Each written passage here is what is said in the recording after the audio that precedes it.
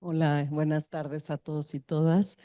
Bueno, agradecer que estén hoy aquí con nosotros, agradecer a todas nuestras invitadas y por supuesto a Jason García y al espacio Afroconciencia por esta colaboración con el Museo Reina Sofía en el contexto de la exposición Ópera for a Black Venus del artista Grada Quilomba, que creo que nos plantea preguntas muy importantes y derivada de esa conversación y de una conversación con Jason a partir de, digamos, de la memoria que plantea en su obra Grada Quilomba, es que surge este evento con distintos invitados con el título de Archivos Sumergidos o Lo que nos susurra el mar. Y pues nuevamente muchas gracias y los dejo con el panel. Gracias.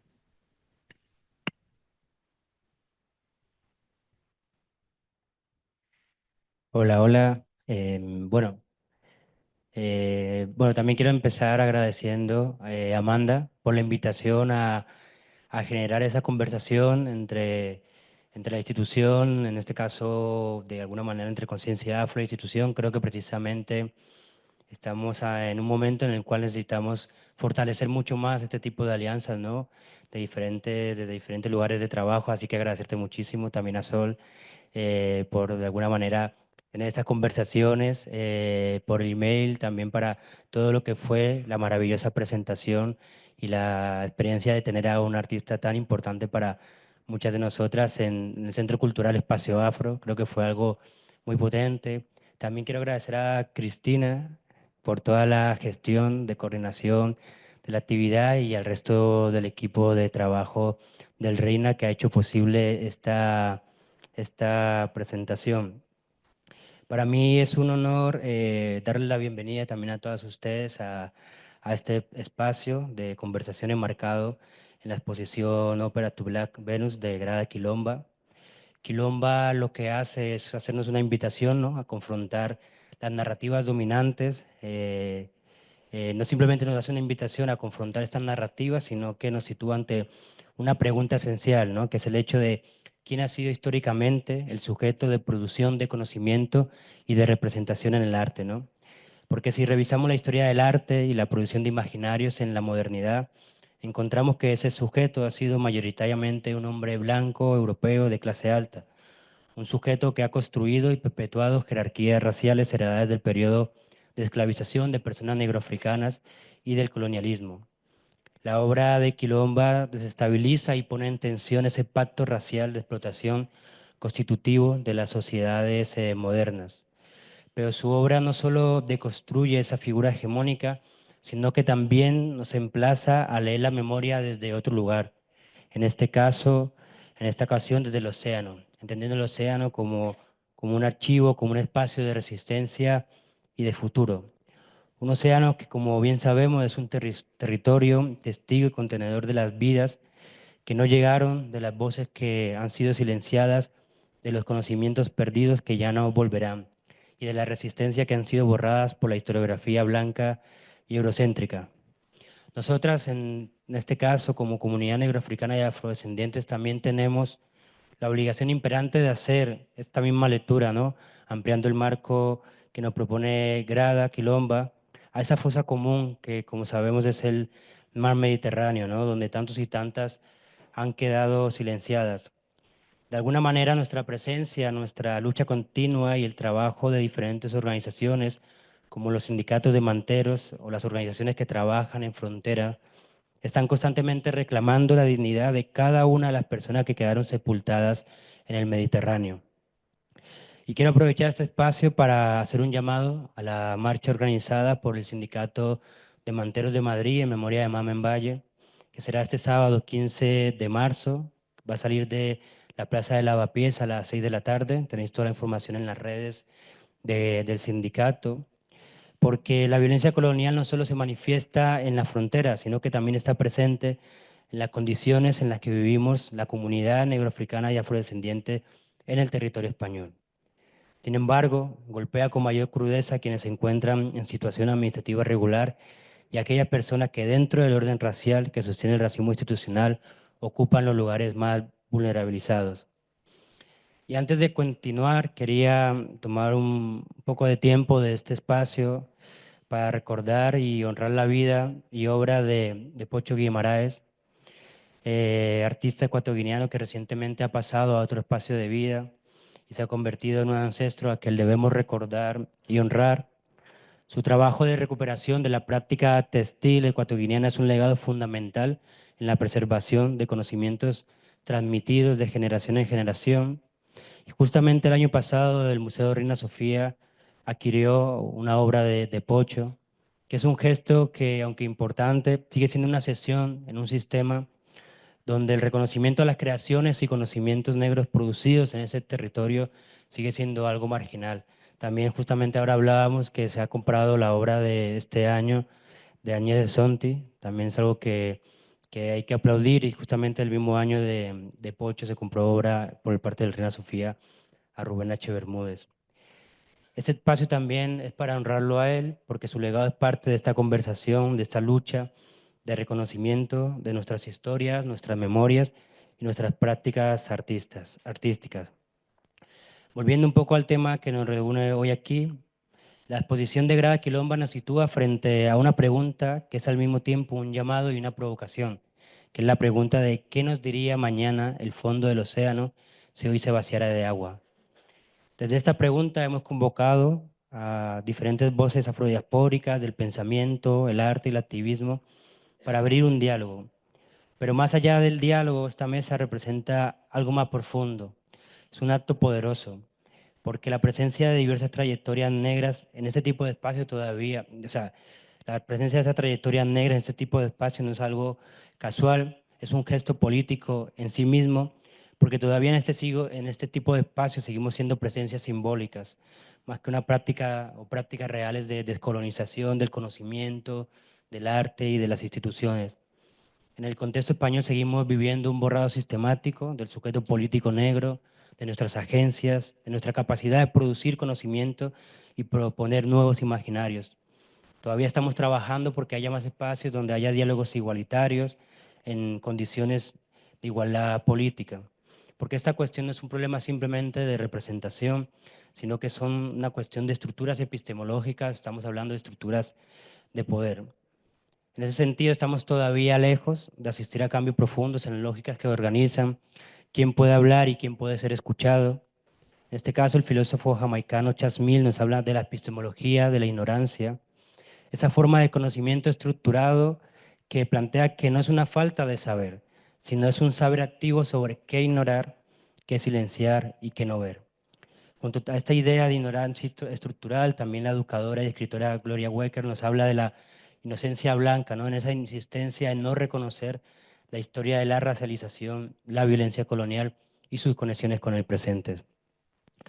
Estas referencias bibliográficas o en estas referencias bibliográficas extraía de un texto que para mí es un texto muy potente de Esther Mayo Ortega, que escribió hace unos años, que se llama Céspedes y la colonialidad del archivo.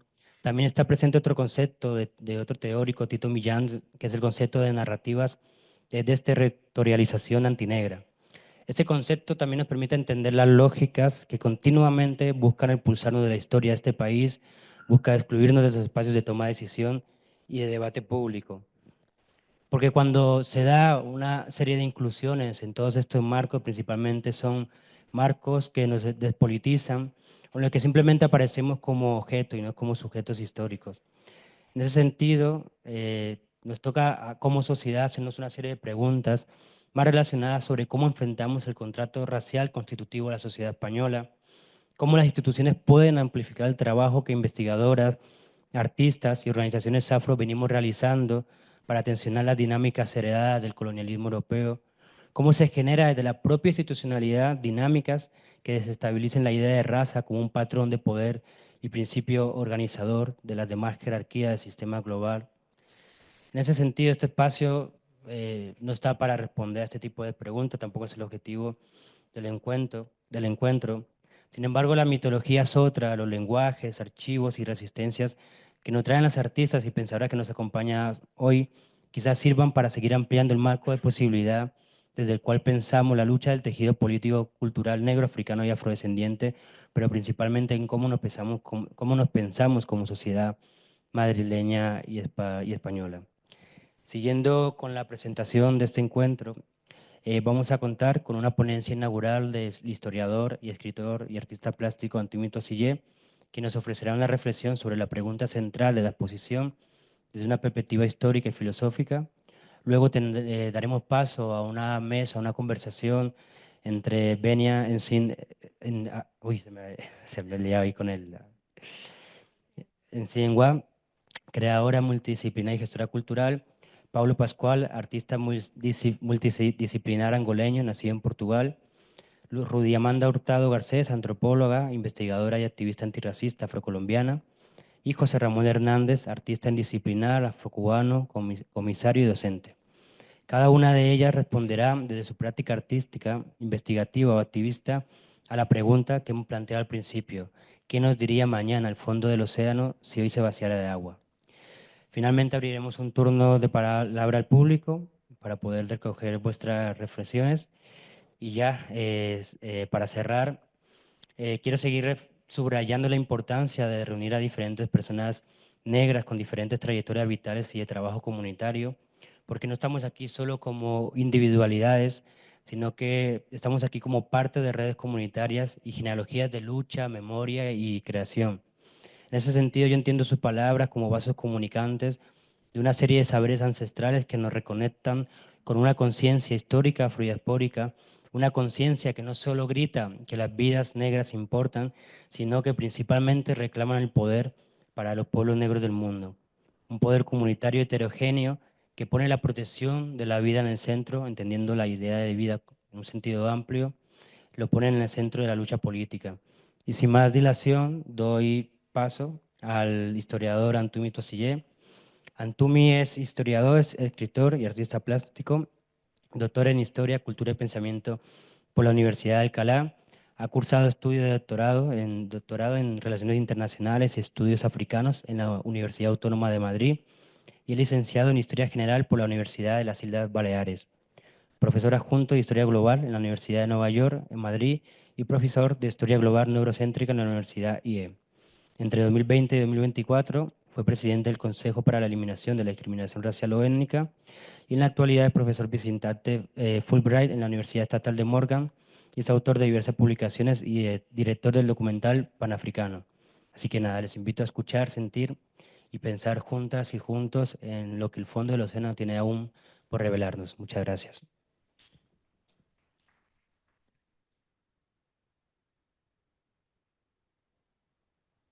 Un saludo, gracias por estar ahí. Muchas gracias por la invitación. Enhorabuena al Museo Reina Sofía, enhorabuena a las organizadoras y a Jason, a mi hermano Jason, mi hermano pequeño Jason, al que tanto aprecio tengo, y a todas las personas que estáis ahí en la mesa, en el escenario. Bueno, la pregunta ya se ha planteado. Voy a compartir una pantalla para que vayamos viendo una serie de imágenes que acompañarán lo que voy a ir diciendo.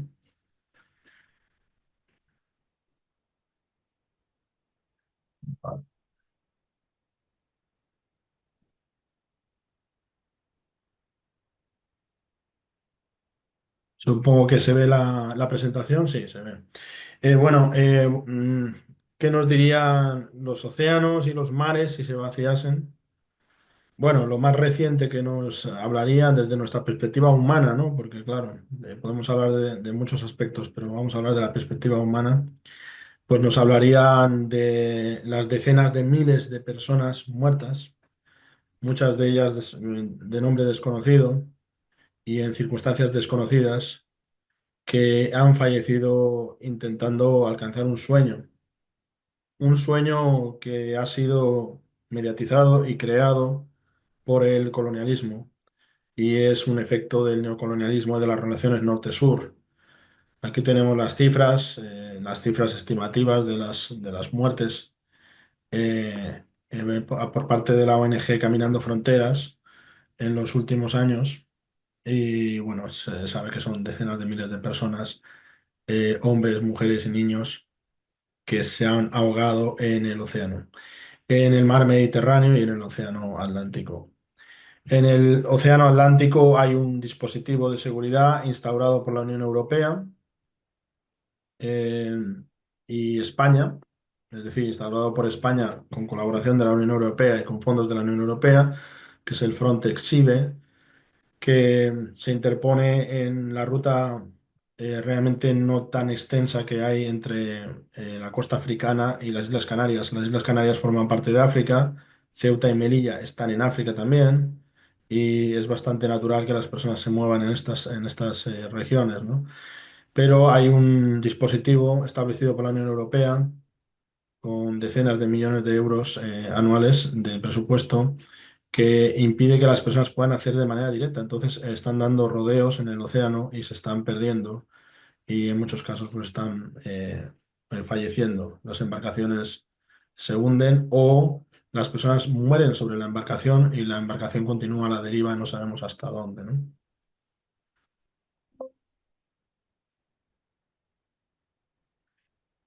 Hay hechos trágicos, aparte de este hecho en sí, que ya es trágico, que es, bueno, pues el hecho de que muchas personas están llegando a Europa en este tipo de embarcaciones porque no tienen otra salida, es decir, porque hay una política de apartheid migratorio por el cual los países europeos no conceden visados a los países africanos o conceden muy pocos visados a los países africanos.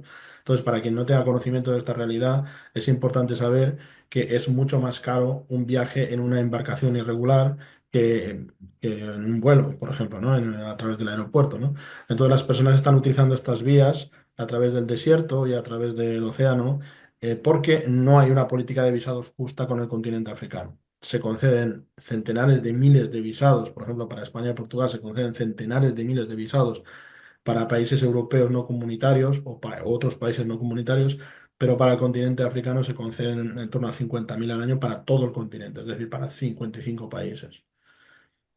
Aparte de lo que se supone este drama, este horror, el número de muertes que he mencionado antes, hay también hechos notorios dentro de este movimiento de personas, y es que en ocasiones, en demasiadas ocasiones, estas personas no solamente es que han muerto a la deriva, no solamente es que sus embarcaciones se han hundido y se han ahogado, sino es que han sido arrojados al mar. Han sido arrojados al mar por transportistas sin escrúpulos. Y bueno, aquí tenéis unos recortes de prensa sobre personas que han sido arrojadas al mar, eh, como el caso, por ejemplo, reciente en Yemen también, que 300 personas fueron arrojadas al mar, y nos recuerda lo que sucedía en los barcos esclavistas en el siglo XVIII, XVII, XVIII, XVI, XVII, XVIII, XIX, en el que en muchos casos las personas también eran arrojadas por la borda. Un caso muy conocido fue la masacre del Zong. Se hizo muy famoso este caso, porque era un barco británico, de hecho, pero este caso se hizo muy famoso porque lo que se quería era recuperar el dinero de la inversión realizada por los esclavistas a través de las compañías de seguros. Y entonces lo que se pretendía era demostrar que se habían arrojado a las personas por la borda porque se había subestimado los víveres necesarios para la travesía. Entonces ocurría esto, ocurría que los barcos iban muy cargados, iban con una muy por encima de su capacidad, y en ocasiones, si la travesía se alargaba, arrojaban por la borda a todas las personas que consideraban más débiles para no tener que alimentarlas. En otras ocasiones, si se había una enfermedad infecciosa, se hacía lo mismo, se procedía igual. Y en otras ocasiones, ya hacia el finales del tráfico esclavista, en la segunda mitad del siglo XIX, muchos barcos arrojaban a las personas por la borda porque temían ser capturados, ¿no? Por si avistaban que un barco patrullero antiesclavista estaba en el horizonte, pues arrojaban a todas las personas por la borda sin ningún tipo de escrúpulos. Eh, bien.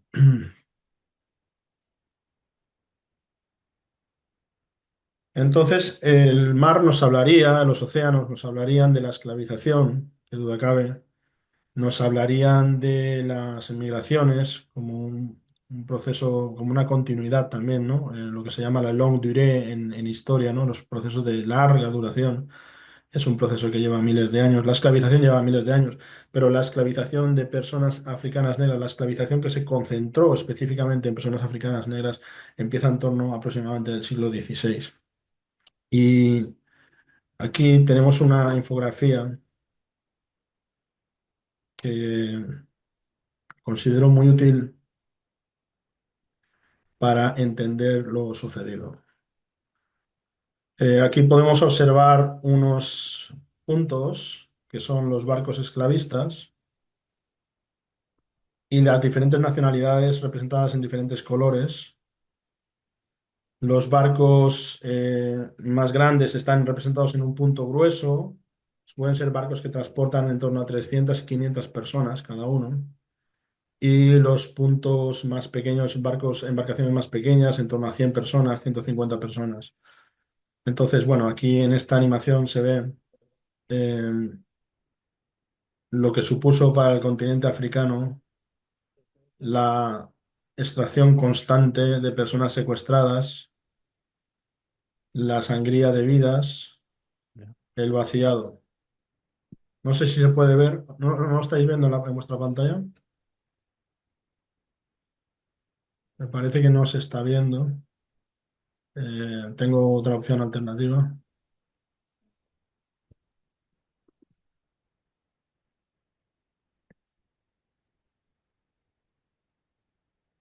Ahora sí lo tenéis en pantalla, ¿no? Bueno, pues ahora podéis observar ahí lo que os comentaba, es decir, los puntos y los países que representan y el tamaño de los puntos. Entonces, cada uno de esos puntos es un barco y los puntos grandes son los que transportan de 300 y 500 personas y los más pequeños entre 100 y 300. Los puntos que están en color verde son los barcos con bandera de Portugal en principio y luego posteriormente cuando Brasil se independizó son los de Brasil. Y los que están en color azul son los de Francia, los que están en color rojo son de Gran Bretaña, en Granate, y los que están en color amarillo ámbar son los de España. Me interesa que vean esta animación porque siempre ha existido este mito en ciencias sociales de que España prácticamente no participó en la esclavización y que era un asunto más bien solamente de Portugal y de Gran Bretaña y si acaso de Francia, Dinamarca y las otras potentes que participaron. Y luego los países de Abya Yala cuando se independizaron, como Estados Unidos, Brasil, etcétera. Uruguay, Argentina también realizaron este tipo de expediciones. Pero se va a ver a lo largo de la, de la animación, podemos avanzarlo un poco, cómo aumenta el número de barcos españoles, ahí lo pueden ver, a medida que avanza el tiempo. Y no solamente eso, sino que los barcos españoles y los portugueses y brasileños se convertirán en, en los más numerosos, en los más frecuentes en estas travesías. Aquí lo pueden ver, aquí hay un contador que muestra los años 1739, 1740. Aquí se puede observar, piensen que cada uno de estos puntos representa 500 personas, entre 300 y 500 personas y cada uno de los puntos pequeños entre 100 y 300. Estos son los barcos que están registrados, es decir, esto es un proyecto de varias universidades, de archivos de varias universidades en los que se han encontrado los datos de las embarcaciones y la carga que llevaban, etcétera, ¿no? Entonces, son los datos oficiales de lo que es el tráfico esclavista conocido, oficial. En este caso involucra a 12 millones y medio de víctimas. Pero sabemos que hubo muchísimo tráfico esclavista clandestino, probablemente casi tanto como el tráfico oficial, porque el traficar con seres humanos era una actividad legal y pagaba impuestos. Y no solamente pagaba impuestos, sino que las monarquías europeas se llevaban una comisión de este negocio. No solamente las monarquías europeas, sino que las casas que fletaban los barcos, las casas aseguradoras, una serie de compañías que intercambiaban hierro o armas o ron o telas o tejidos, etcétera, con los reyes africanos, también se enriquecieron, y las compañías de seguros. Entonces, bueno, esto supone que toda esa enorme riqueza, toda esa enorme sangría, todo ese enorme vaciado del continente africano, fue la capitalización que posibilitó el crecimiento de Europa. Entonces, si conocemos a Europa como un lugar próspero, y recientemente como un lugar en el que se respeta a nivel interno supuestamente los derechos humanos, y como un lugar central en el mundo, es debido a toda la extracción de la fuerza de trabajo y todas las muertes causadas y todo el dolor causado al continente africano, por no hablar también del genocidio de los pueblos de Abya Yala, una masacre tan extensa que probablemente causó cerca de 40 millones de víctimas, y que llegó incluso a bajar la temperatura de la Tierra, que eso ha sido analizado en los anillos de los árboles. Se ha observado que en los en primeros 200 años de invasión colonial europea en el continente americano, la temperatura de la Tierra bajó, pero a causa del número de personas que fueron exterminadas en Abya Yala. Aquí podemos ver cómo el color amarillo vuelve a predominar en algunos momentos, y el color verde, también el azul de Francia hacia Haití. Y cuanto más avanzamos en el tiempo, más número de personas son esclavizadas y son transportadas en barcos más grandes. Y esto es algo que no se tiene en cuenta, que es decir, en el último periodo de la esclavización, que es cuando España más se incorpora a él, y Portugal ya estaba también incorporada a este sistema, es cuando más personas estaban esclavizando. Por lo tanto, no se puede decir en absoluto que la participación española, de la portuguesa ya se conoce que fue la principal, pero no se puede decir que la participación española fuese eh, marginal, ni muchísimo menos, sino que es una potencia que se involucró por completo en el tráfico esclavista, y también que se benefició en sus colonias de Abya Yala de la mano de obra esclavizada. Vamos a terminar aquí la animación. Vale.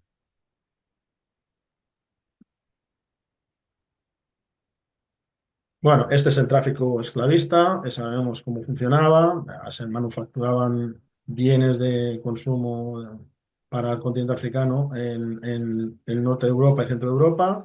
Se intercambiaban por personas, las personas eran llevadas a toda Via Yala, principalmente el Caribe, y luego estas personas producían, y esos bienes revertían otra vez en las metrópolis, ¿no? Ese es el comercio triangular que produjo pues este resultado que conocemos como mundo moderno, la contemporaneidad. Aquí tenemos las cifras aproximadas, teniendo en cuenta también el tráfico esclavista ilegal. Parece mentira decirlo, pero es que el esclavismo era perfectamente legal. Y tenemos que entre Portugal y Brasil se esclavizaron no menos de 7 millones de personas, fueron transportadas por el Océano Atlántico. Gran Bretaña, no menos de 6 millones de personas. Turquía es un país del que se suele hablar poco al referirnos a esto, porque no, su tráfico esclavista no fue por el Atlántico, sino fue por el Mediterráneo, por el Índico, pero Turquía participó esclavizando 4 millones de personas. España también 4 millones de personas, son estimaciones.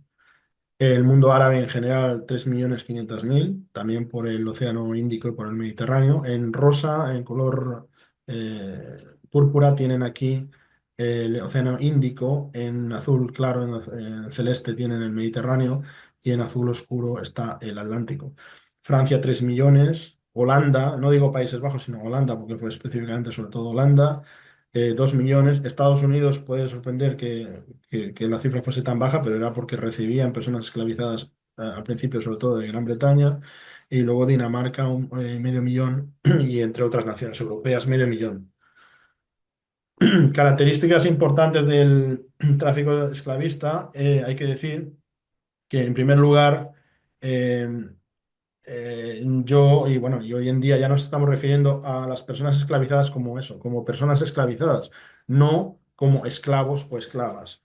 la palabra esclavo, esclava, pues era una terminología desde la perspectiva del opresor, de las personas opresoras. Y entonces esa terminología pues era deshumanizante y, y pretendía hacernos creer que el estatus de esclavo o esclava que había sido creado e inventado por ellos, por esas sociedades esclavistas, era como un estatus natural que las personas adquirían de la noche a la mañana y pasaban de ser personas libres o a personas esclavas, ¿no? O a esclavos y esclavas que ni siquiera tiene la etiqueta de persona al lado. Es seres sin derechos, prácticamente considerados como un escalafón intermedio entre los animales y los seres humanos, en muchos casos como animales simplemente, debido a la jerarquización racial que se creó en el siglo XVIII. Y hemos decidido que vamos a estar utilizando en los nuevos estudios y desde la perspectiva africanocentrada las palabras esclavización, persona esclavizada, esclavismo y este tipo de palabras que nos están indicando que la esclavización es un proceso. A la persona se la secuestra, a la persona se ejercen sobre la persona una serie de violencias físicas, psicológicas, incluso simbólicas, hasta religiosas y todo ese tipo de violencias la mantienen en estado de esclavización a lo largo de toda su vida. Es decir, no es un proceso en el que la persona es esclavizada y ya es esclava y se acabó. No, a lo largo de toda la vida de esa persona hay una serie de violencias que se ejercen sobre ella. Y no siempre necesariamente la única violencia que se ejerce es la física, sino en muchos casos son violencias de tipo simbólico, semántico, en el lenguaje, en la representación, en cómo se interpreta la religión de manera diferente para las personas esclavizadas y para el resto. Y todas esas violencias hacen que a lo largo de toda la vida esta persona sufra una presión que la está esclavizando, ¿no? Una presión por parte de los esclavizadores que la está esclavizando.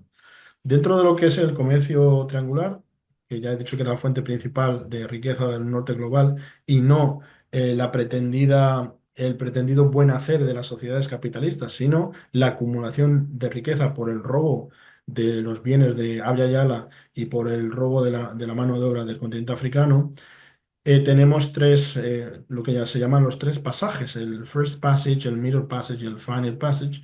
Entonces, el primer pasaje es la situación que se da en que las personas son capturadas en el interior del continente africano y son llevadas hasta la costa. Este primer pasaje tiene una altísima mortandad porque las sociedades normalmente se resistían, lógicamente, a su esclavización y también las travesías eran muy penosas por el interior del continente africano y moría cerca de un 40%, estimado, porque no se puede conocer por completo, pero cerca de un 40% de las personas que eran capturadas en el interior del continente. Después tenemos lo que se llama el pasaje del medio, que es el pasaje atlántico, sobre todo, aunque también ya digo que hubo esclavización en el Océano Índico muy importante, y en el Mediterráneo y en el Mar Rojo y en el Mar Negro también. Y entonces el pasaje del medio tenía una mortandad cercana al 20%. Teniendo en cuenta las cifras que estamos viendo aquí, en los océanos es posible que haya 5 millones de personas que han sido asesinadas en estas travesías, cerca de 5 millones de personas.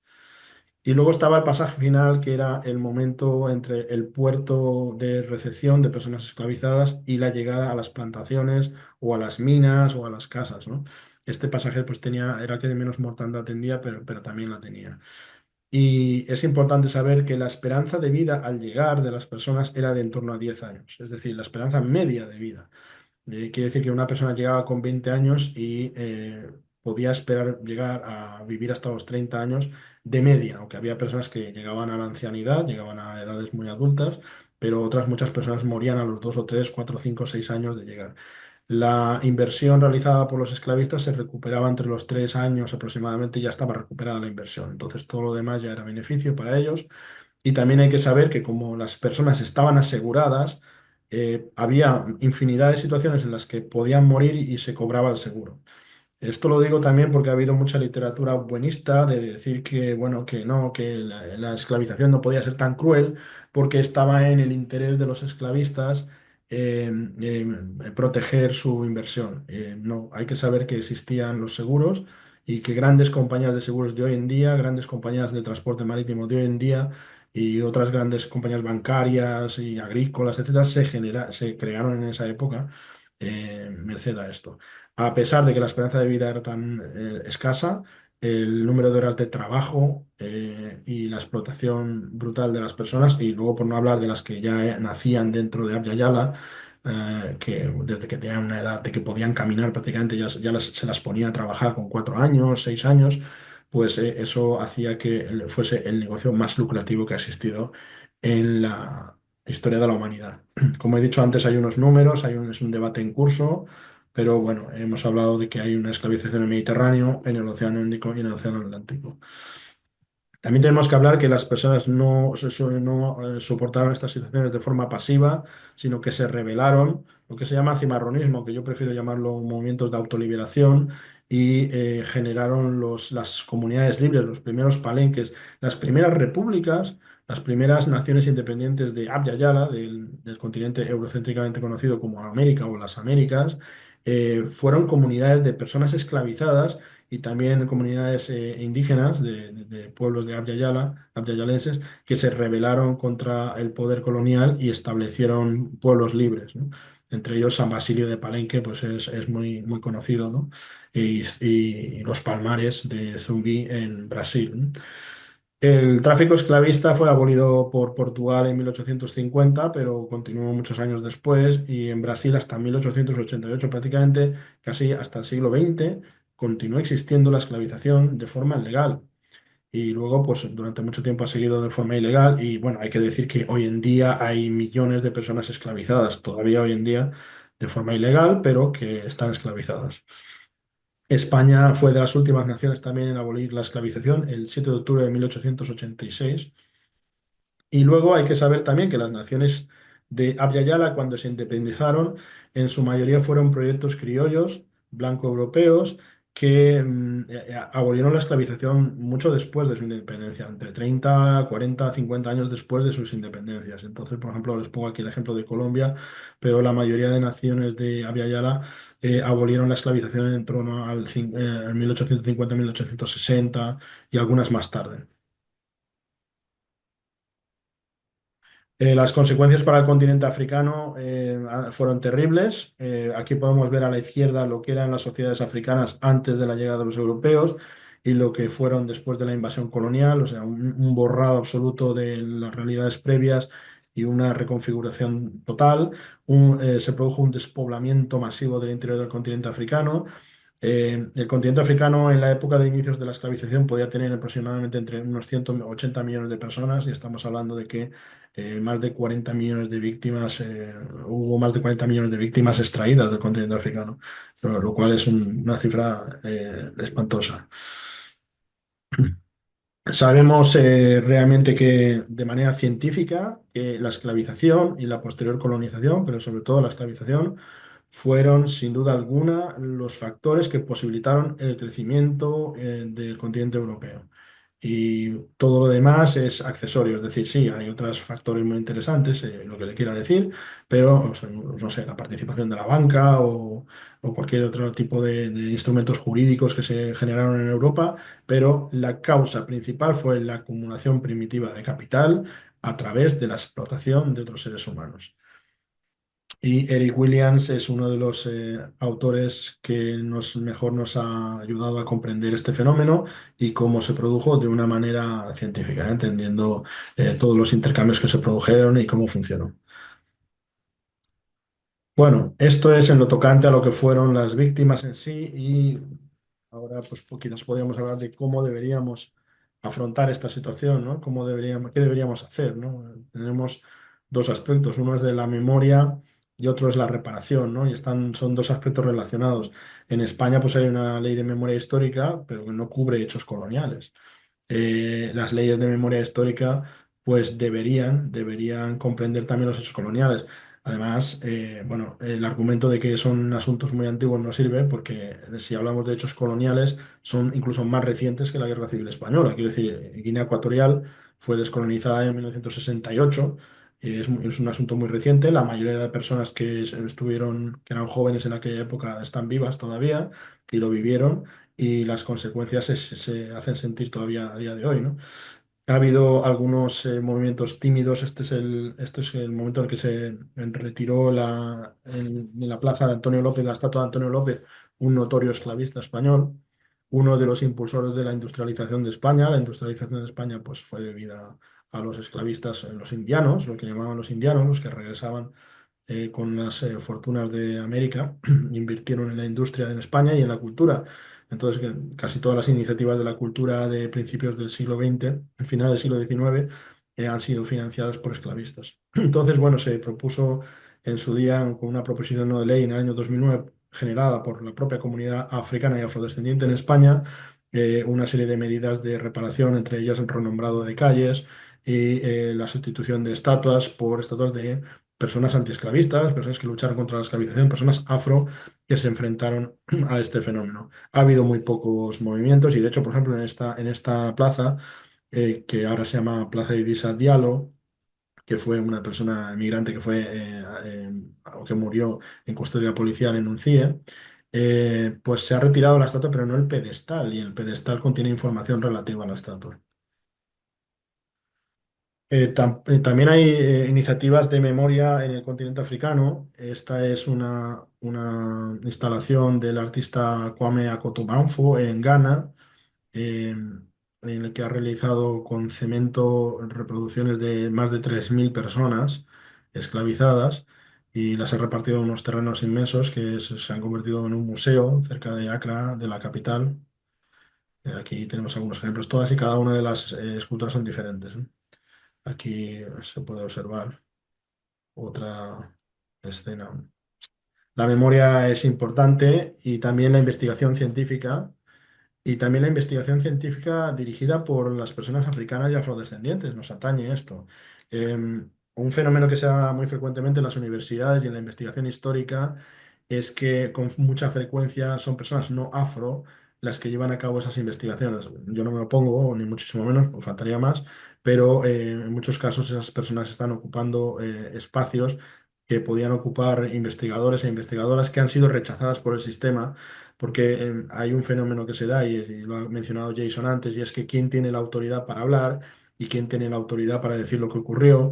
Y a día de hoy, lamentablemente, todavía en la mayoría de instituciones de investigación, educativas, etcétera, se le da autoridad a personas no afro, y a las personas afro se nos considera como radicales o personas que estamos, no sé, difundiendo odio o rencor, etcétera, cuando simplemente estamos hablando de hechos que ameritan el interés de toda la humanidad porque son hechos que tienen que ver con los derechos humanos básicos. Entonces, bueno, hay una serie de iniciativas aquí importantes, por suerte cada vez hay más. Por ejemplo, este equipo de arqueología submarina, constituido por personas africanas y afrodescendientes, que ha sido financiado por National Geographic, que está haciendo estas investigaciones de los barcos hundidos con personas esclavizadas. Hay otro asunto que nos diría el mar, más allá de la muerte de las personas, que es incalculable el valor.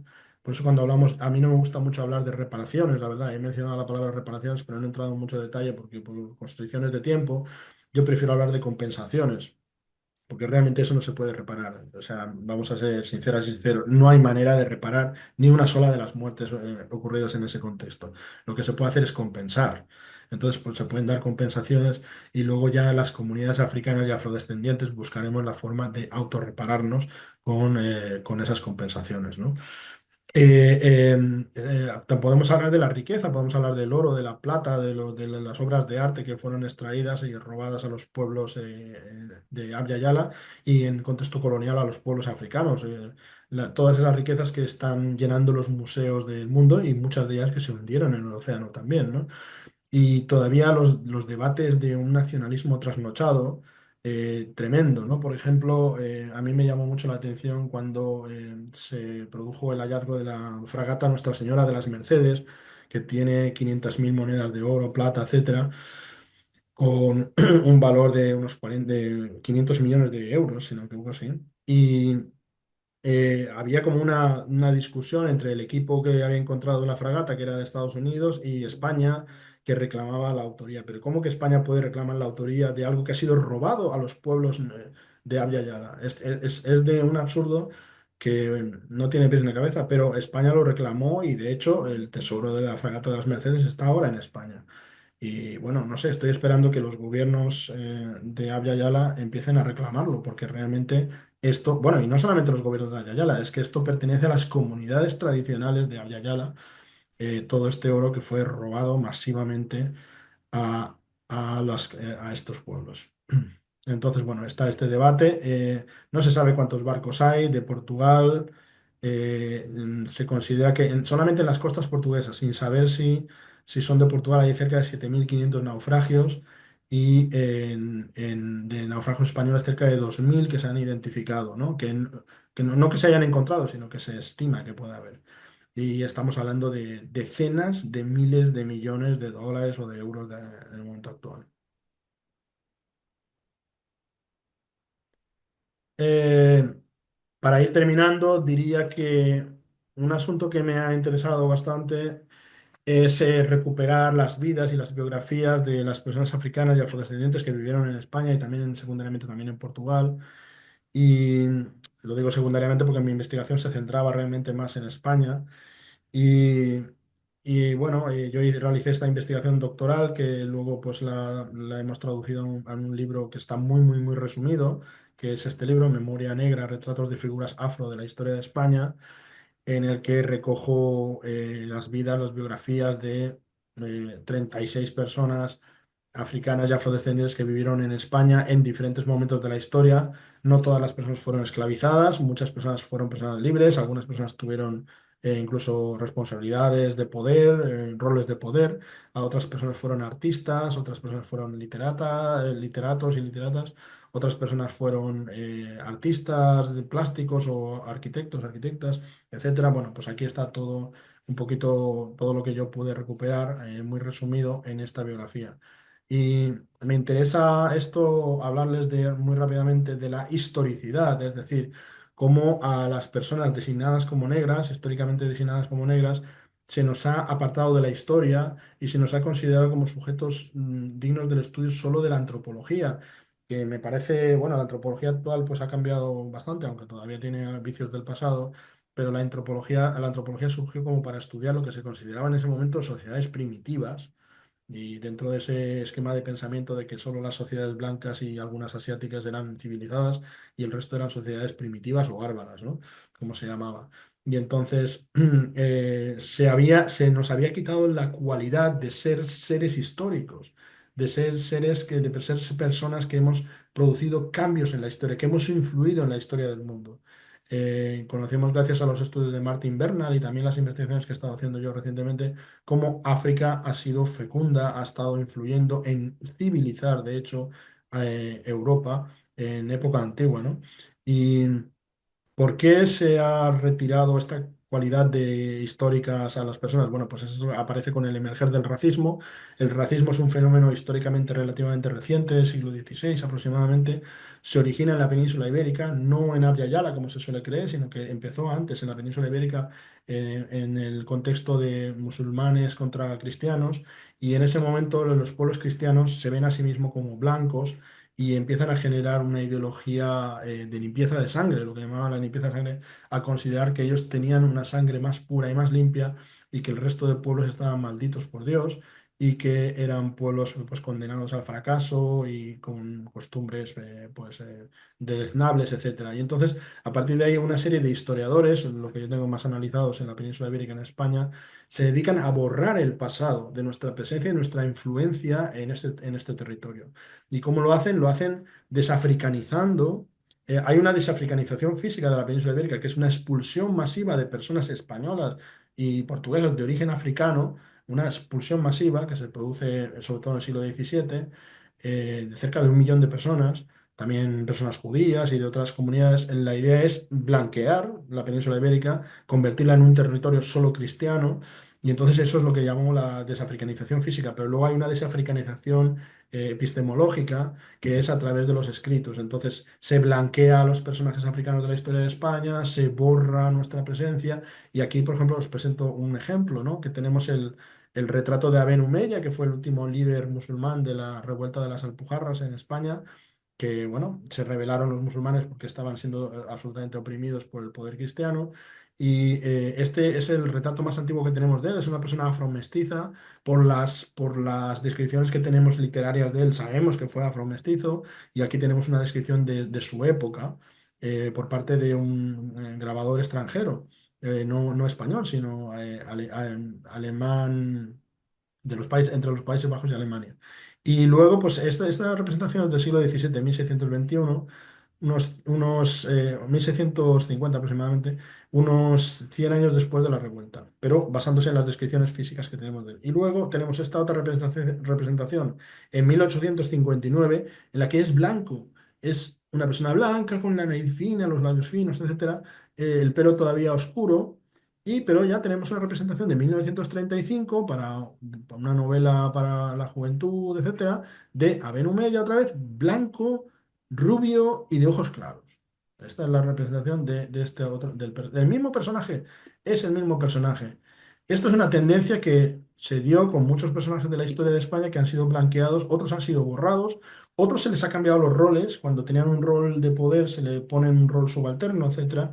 Y incluso se cambia los orígenes geográficos. Por ejemplo, un cambio de origen geográfico muy evidente es esta idea que se tiene en España de que la presencia musulmana estaba constituida principalmente por árabes. No es cierto. Los árabes eran una minoría muy reducida dentro del grupo de personas que entraron en la península ibérica en esa época, que eran mayoritariamente marroquíes y mauritanos y senegaleses y malienses, etcétera.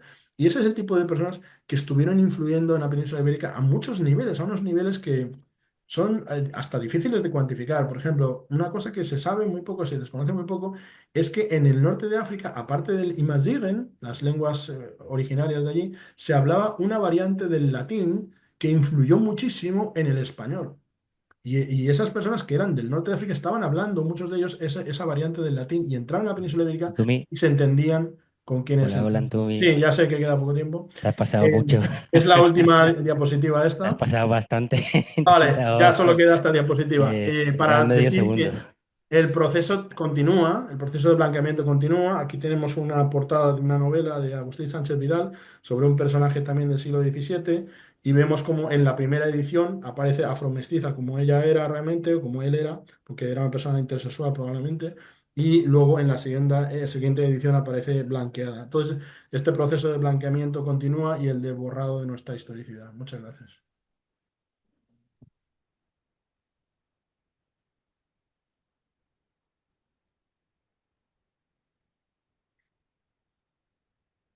Muchísimas gracias, Antumi, por contextualizar la pregunta que hemos planteado al inicio del debate, por contextualizar por todo lo que de alguna manera ha sido lo que supuso la trata transatlántica de personas negroafricanas para la construcción de la riqueza europea.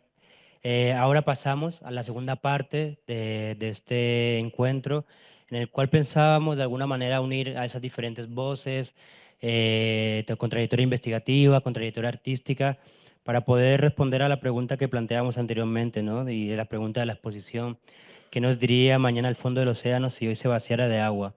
Así que voy a presentar muy por encima, porque vamos un poco cortos de tiempo, entonces muy por encima de vuestra trayectoria y según la forma en la que os presento, el turno que os presente, vais también a intervenir y ya entre vosotras también os pasáis el micro y la palabra. También hay una cuestión que me parece interesante, que aunque hayamos hablado, ¿no?, de cómo interpretáis esta pregunta desde vuestra práctica artística, investigativa, así como que pediría que intentarais como generar ese diálogo entre la propia respuesta que vais a dar a esta pregunta que hemos planteado, ¿no? Entonces, bueno, la primera palabra va a ser para Beniancy Ngua, que es creadora, multidisciplinar y gestora cultural, con especial inclinación por el community building y la centralización de espacios de escucha colectiva y storytelling desde una perspectiva queer y transgeneracional. Ha colaborado con colectivos como In The Wake, el Centro Cultural Espacio Afro y Don Quica La Negra. Ha sido comisaria de la exposición Temprensé en las hojas en la Sala de Arte Joven de Madrid y es graduada en Relaciones Laborales y Recursos Humanos en la Universidad Rey Juan Carlos con maestría en Gestión Cultural en la Universidad Oberta de Cataluña. También tenemos a Paulo Pascual, que es artista multidisciplinar, angoleño, nacido en Portugal, con trabajos en teatro, televisión, radio y cine. Su práctica está atravesada por el activismo, la política cultural y las artes performativas. Es licenciado en Artes Escénicas y máster en Estudios Culturales Africanos y es mentor de escritores residentes en ANGAR, Centro de Investigación Artística, y es miembro cofundador de la Unión Negra de Artistas y curador de la programación del coro in Rememoria de un vuelo en el Centro de Arte Moderna de la Fundación en Calouste Gulbenkian. También tenemos a Rudy Amanda Hurtado Garcés, es antropóloga, investigadora, docente y activista antirracista. Ha publicado varios artículos académicos y periodísticos y de opinión. Es autora de uno de los libros que conforman la Biblioteca de Ciencias Sociales Afrocolombiana, titulado Insurgiendo Ciudadanía, Procesos de Comunidades Negras de Colombia. Entre sus líneas de investigación se encuentra la etnografía histórica, los marxismos negros, la teoría crítica de la raza y la etnicidad, la sociología histórica y comparativa, los movimientos sociales, acción colectiva, los feminismos negros, el republicanismo negro, plebeyo y popular, la teoría postcolonial y las reparaciones históricas. Actualmente es directora del Observatorio de Discriminación Racial y comisaria del futuro Museo Afro de Colombia. Y terminamos esta parte con la participación de José Ramón Hernández, que es artista indisciplinar, afrocubano, comisario, docente y gestor cultural, el egresado del Instituto Superior de Arte de Cuba, fundador, coordinador artístico y general de OSICAN, vivero de creación contemporánea, gestor y comisario de Zona Cero desde el año 2010 y de Habana Off Scala. Ha colaborado con destacados artistas y colectivos cubanos y foráneos. Su investigación creativa explora la ritualidad afrodescendiente, la memoria personal y colectiva, la cuerpa periférica, la construcción de cartografías afectivas, el trabajo con documentos no ficcionales y las estrategias de lo sensible para afectar e intervenir en procesos sociales y en comunidades. Ahora cada una de vosotras, según el orden, digamos, de que os he nombrado, tenéis 10 minutos para responder a esta pregunta que nos convoca. He cortado, que les he dicho antes 12, pero tenéis 10 minutos para responder a esta pregunta porque también la idea es como generar en realidad 5 tenéis, es generar un diálogo con el público, pero también entre nosotras. Así que venía. Sí, sí, sí. Hola, hola. Gracias por la invitación. Mi nombre es Benia y bueno, al principio cuando se me planteó esta pregunta, ¿no? Cuando se me planteó contestar qué nos diría mañana el fondo del océano si hoy lo vaciásemos de agua, pensaba en la memoria del agua, ¿no? En cómo nuestras comunidades racializadas y en mi caso la comunidad negra, ¿no? Ha tenido una relación de reciprocidad con el agua, con el océano, con el mar como ente de la naturaleza, pero también como también cuerpo espiritual, ¿no? Entonces, pensaba y lo primero que se me vino fueron estas ceremonias. Vale, aquí podemos ver a las mujeres vaca que erróneamente están llamadas como pigmeas vaca, en el bosque fluvial, ¿vale? Que se encuentra en África Central, en la zona de Camerún y Congo. ¿Vale? Esto que están haciendo es una persecución acuática que constituye como una ceremonia que sale de su cotidianidad, ¿no? Cuando iban a la pesca, a la caza, lo que encontraban en el río era un medio para su propia creatividad y para poder comunicarse con entes espirituales y pedir por la protección, también se dice de los hombres de su familia que iban hacia la caza para que volviesen sanos y salvos. Aquí tenemos el etetún. Tiene un poco de sonido, son las mujeres de la isla de Gawa, que se encuentran en el Pacífico Sur y que cuentan sus historias a través del etetún, que es esta misma percusión para narrar lo que les pasa cotidianamente.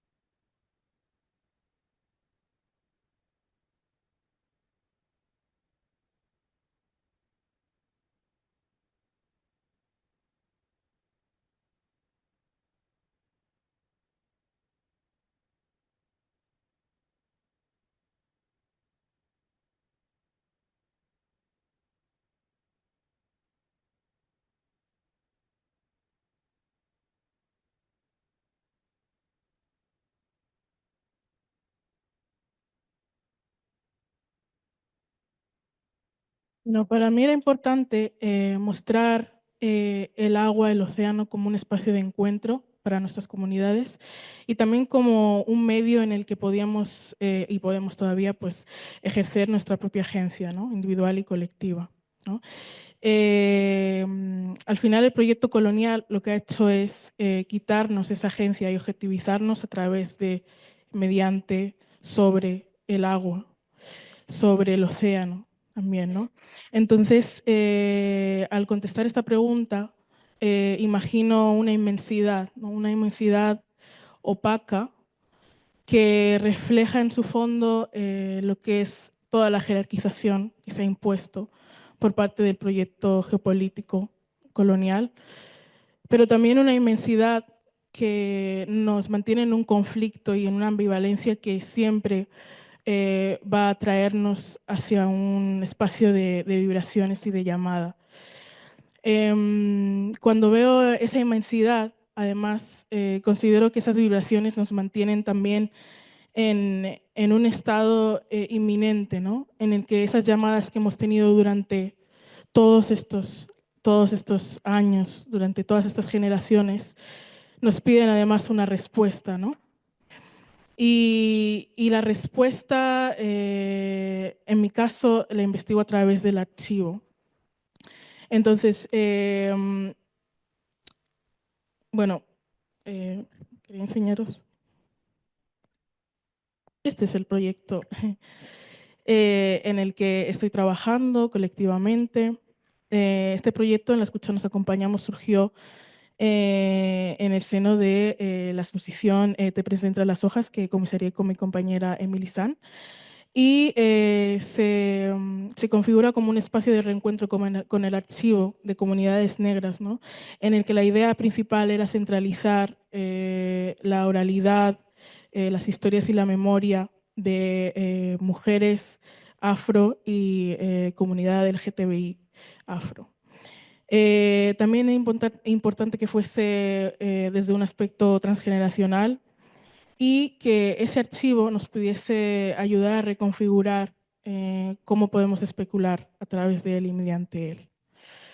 En las fotos de la izquierda aparecen bueno, en el espacio afro, que es donde tuvimos ese primer encuentro, con el colectivo Somos Parte del Mundo y el proyecto Afro Mayores. Y a la derecha tenemos el encuentro en la sede de la Asociación Sociocultural Bubi en Fuenlabrada, en colaboración con la Asociación Asomsegui, el proyecto Soy un Rubí y el proyecto Lovela. ¿Vale? Bueno, aquí tenemos algunos de los archivos familiares que pudimos comentar en el primer encuentro. Y estos archivos los muestro porque la conversación giró en torno al cuidado, ¿no?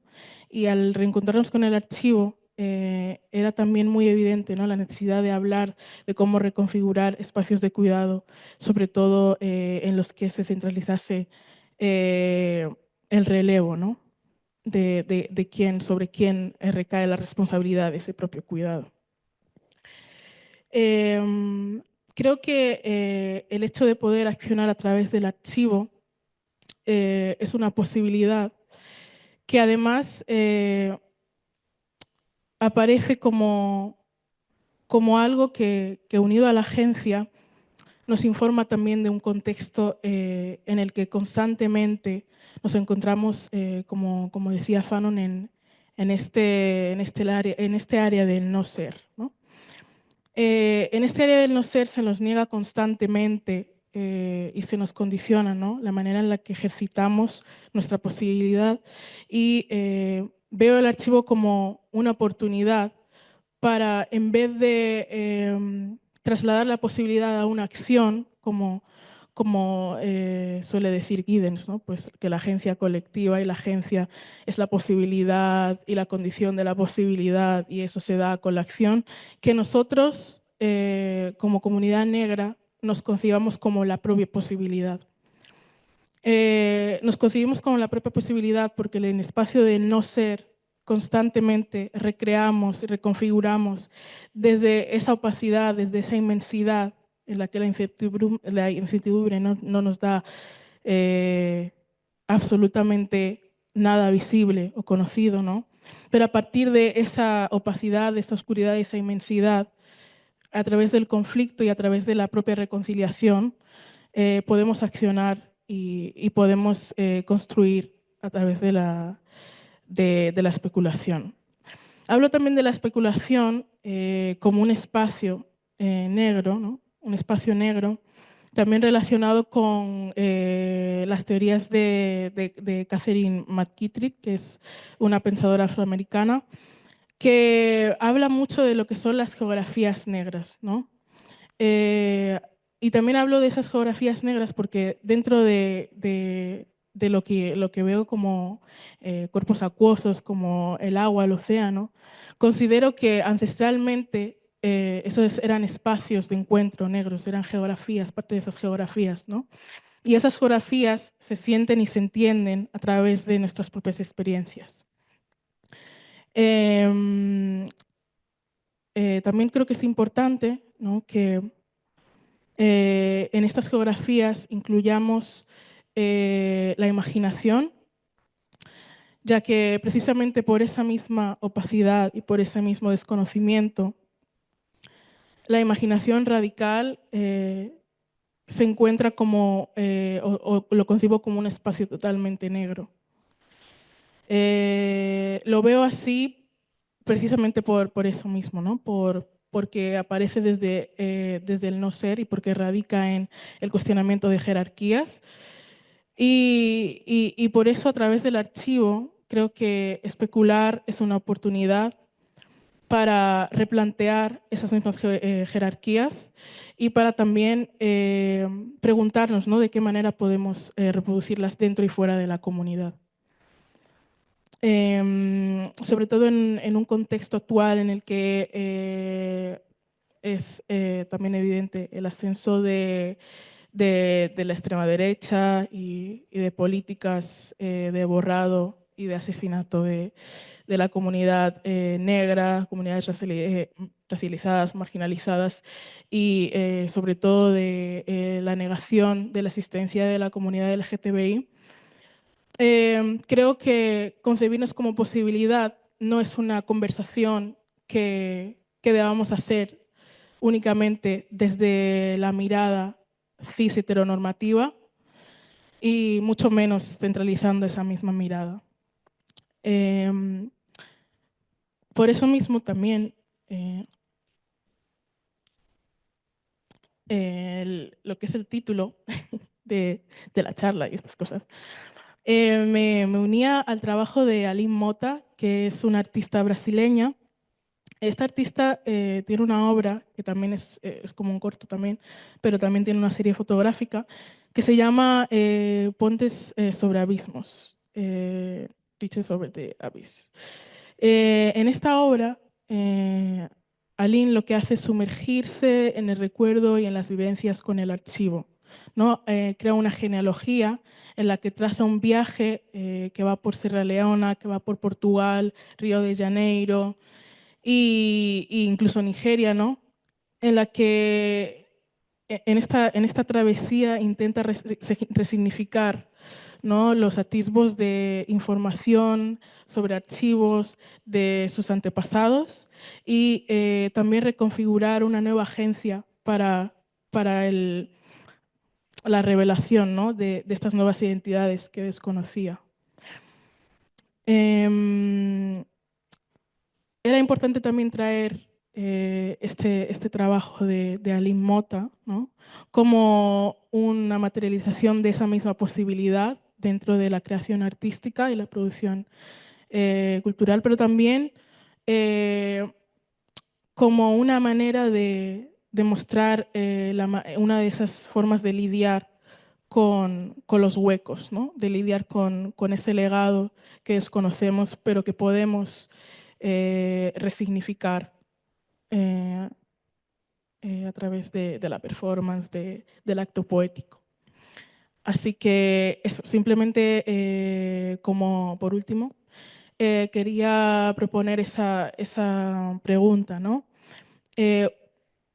¿cómo podemos concebirnos como posibilidad, ¿no? Si constantemente nos vemos en un espacio de no ser que es cíclico, que no termina, ¿no? ¿Cómo podemos concebirnos como posibilidad y que esas acciones reflejen también el desmantelamiento de jerarquías que hemos asimilado y también cuestionen, ¿no? La alienación que está interiorizada dentro de nosotros, pero que a la vez nos es un impedimento para crear nuevas futuridades?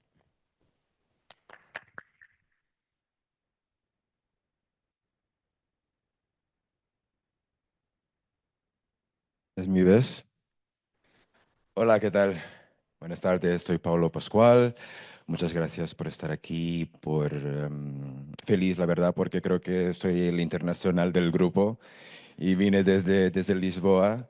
Hace 2 años que no venía a Madrid y hace 2 días que estoy en Madrid.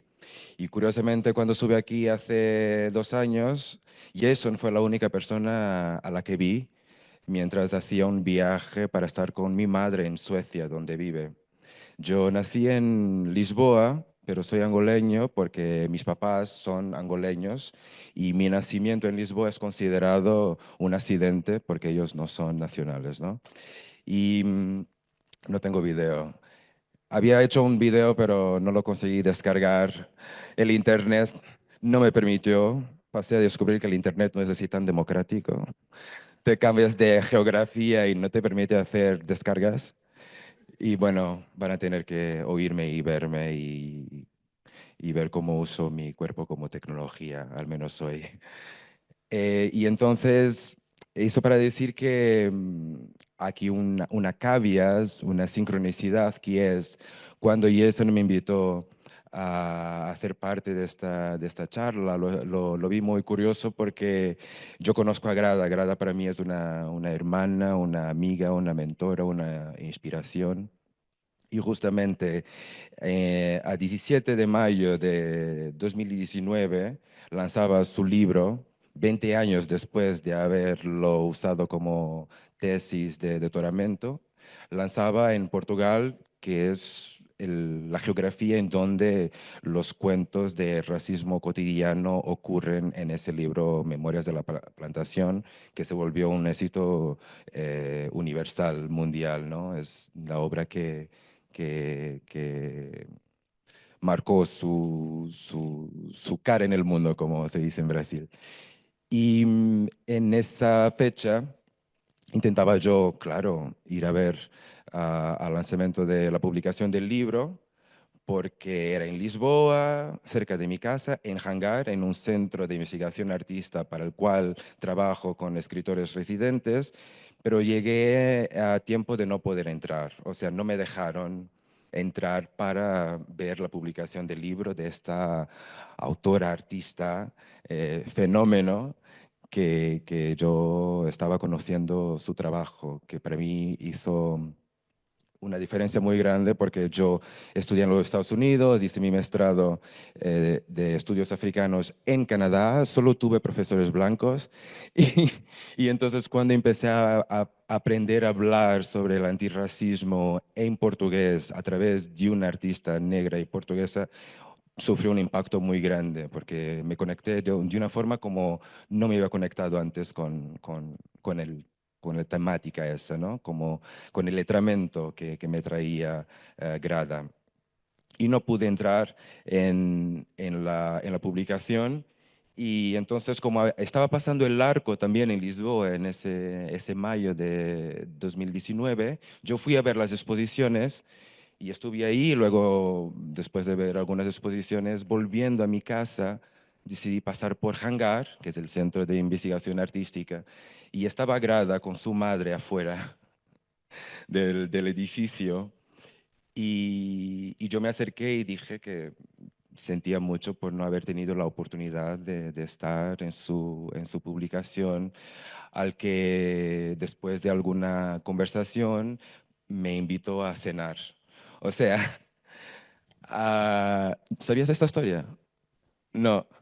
O sea, que sea Jason a traerme, o sea, y ahora Jason me trae a ser parte de un programa que justamente yo no pude participar en el barco porque no estaba legal en la época que Grada lo empezó a trabajar en él. Entonces creo que aquí una sincronicidad que me hace refletir sobre ese lugar de cómo nosotras somos los archivos vivos y hay cosas que nos pasan que no las podemos entender, que son sensaciones, que es enérgico, que como en esta noche en particular no pude estar ahí para algo que quería mucho estar, pero tuve la oportunidad y el privilegio de conocer la autora, ¿no? Después de ya haber firmado libros, toda la parte burocrática y institucional de la cosa, y llegar para su momento íntimo con su madre y cenar con ella y su madre, yo, que no me conocía de ningún lado, ni sabía quién era, ¿no? Y eso es algo que me ha inspirado mucho en los últimos años, porque me autoidentifico como bioficcionario y atlántico. Atlántico para decir que no soy romántico, en el sentido que creo que necesitamos de neologismos cada vez más, de la posibilidad de podemos inventar palabras. Y cuando pienso en mí como un ser atlántico, pienso en el mar, en ese océano, en la forma como me siento pequeño bajo la inmensidad del mar, del océano, porque también siento que el tipo de afecto, de amor, de nutrición que necesito como cuerpo político, racializado, queer, migrante, es mucho más profundo que el romantismo. El romanticismo. Y, y entonces me autoidentifico así. El Atlántico viene de esta necesidad de poder explorar la multiplicidad en el afecto, en mis experiencias amorosas con las personas o atlantirosas. Es que ahora cambiando de idioma se vuelve un poco más difícil todo. En portugués suena mejor. Bueno, porque lo tengo más estudiado, no porque sea mejor que el español, perdón. Pero, y la bioficción justamente por poder recrear esas narrativas y poder imaginar mi vida y poder imaginar y ficcionar también, ficcionar mis experiencias sin tener en cuenta todos los condicionamientos políticos, estructurales que ya son mi cotidiano. Y cuando pienso en que me susurra el mar, tengo una conexión muy fuerte con el mar, soy hija de Yemanjá, voy al mar todo el 2 de febrero. También soy hija de Oshum, que es una agua más dulce y de nutrición. Crecí en Angola con mi abuela contándome la historia de Dan, que es una culebra arcoíris que morde su propia cola, muerde su propia cola para cerrar el mundo y para tornarlo autosostenible. Y mientras hace ese movimiento circular, que es un movimiento que simboliza la riqueza, la fortuna, la fuerza vital, el movimiento, todo el movimiento que es alongado es representado por Da. Y mientras hace eso también lanza unas piedras que se llaman aigri, que son unas piedras que tienen el mismo peso que el oro, ¿no? Entonces hay toda una mitología de eso. Y yo crecí con esas historias y a mí me hace mucha ilusión pensar que esas posibilidades están en todas nosotras, que nos podemos recrear, que nos podemos inventar, que no tenemos que quedarnos fijados en la historia, que la historia ya es lo que es y va a seguir siendo. Fueron 500 años de colonialismo.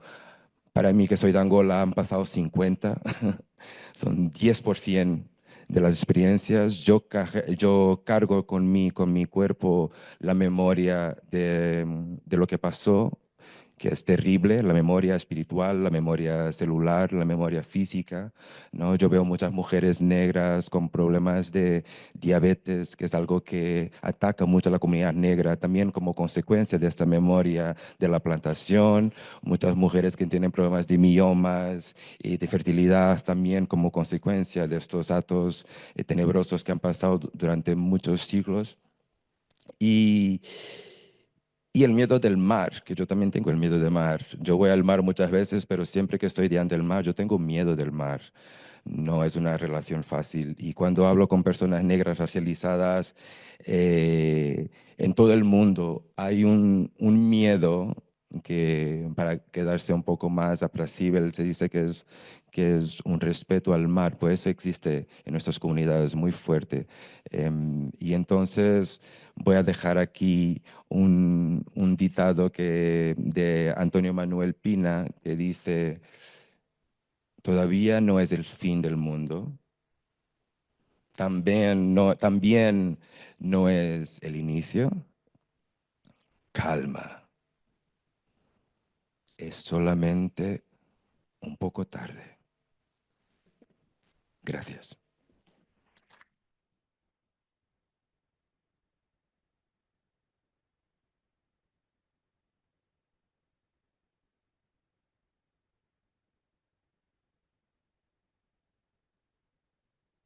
Buenas noches para todos y todas. Maferefun Boboegu. Primero saludar a las ancestras, los ancestros, todo Iván hecho. Esta imagen es una imagen que es una obra de una artista lesbiana, feminista, prieta, negra, Ani Gonzala Lourdes de Salvador Bahía. Y esta obra tiene por nombre La Necrópolis Negra del Atlántico.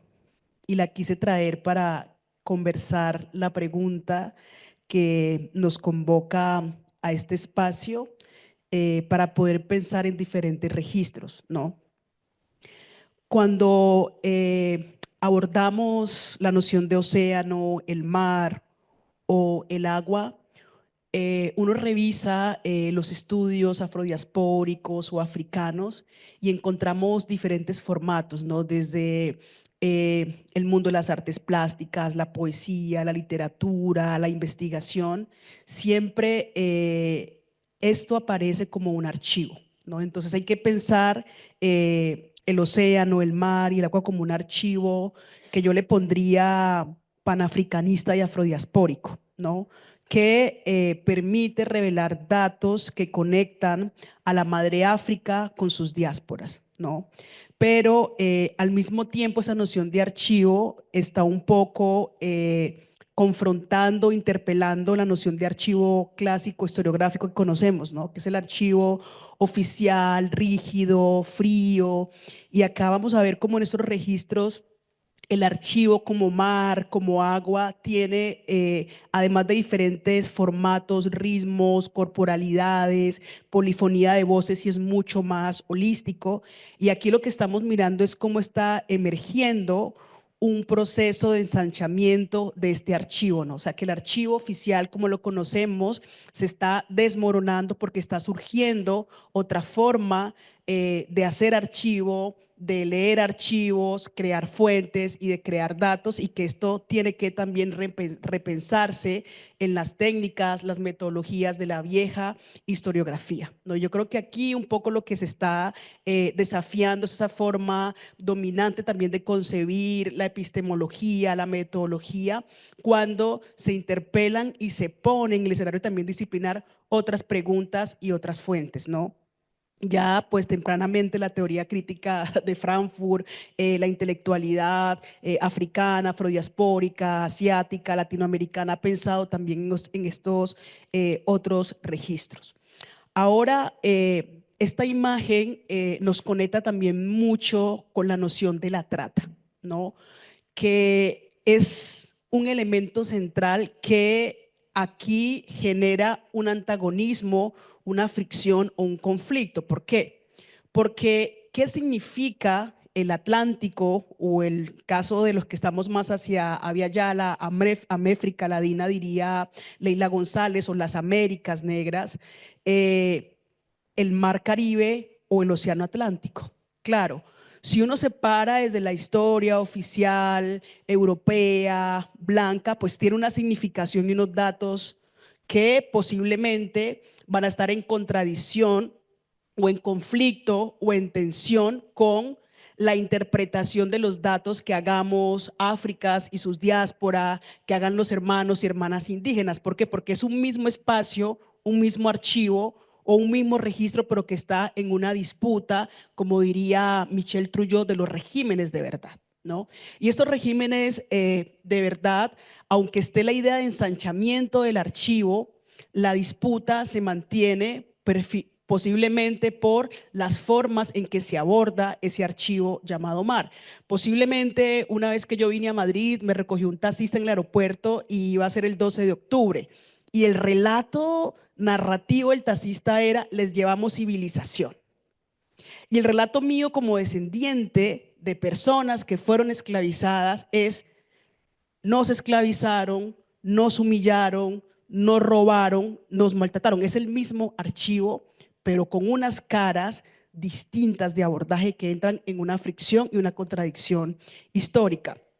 Por eso creo que el aporte o lo potencial que genera este debate sobre pensar el mar, pensar el agua, el océano, también tiene que ver con procesos de acumulación histórica de capital que ya el hermano que hizo la Antumi lo planteó, ¿no? Y es cómo efectivamente está esa idea de registro de que la acumulación originaria de capital se da con la revolución industrial en el 19, bueno, clásico planteamiento de economía política.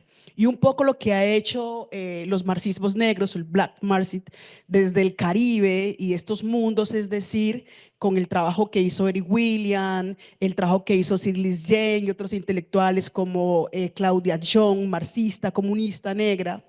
Es decir, hubo una acumulación originaria de capital muy importante durante el periodo de la trata y la esclavización, y eso implicó una acumulación originaria de capital y al mismo tiempo una acumulación racializada y una división racial del trabajo que ha permitido que ciertas poblaciones con ciertos rasgos característicos, sobre todo desde la noción del privilegio blanco, puedan acumular, ¿sí?, en esta idea no solamente económica, sino acumular emociones, sentimientos, corporalidades y sobre todo el derecho de poder andar libremente, ¿no? Y cómo lo que hay del otro lado es despojo, explotación, extractivismo y esclavización, ¿no?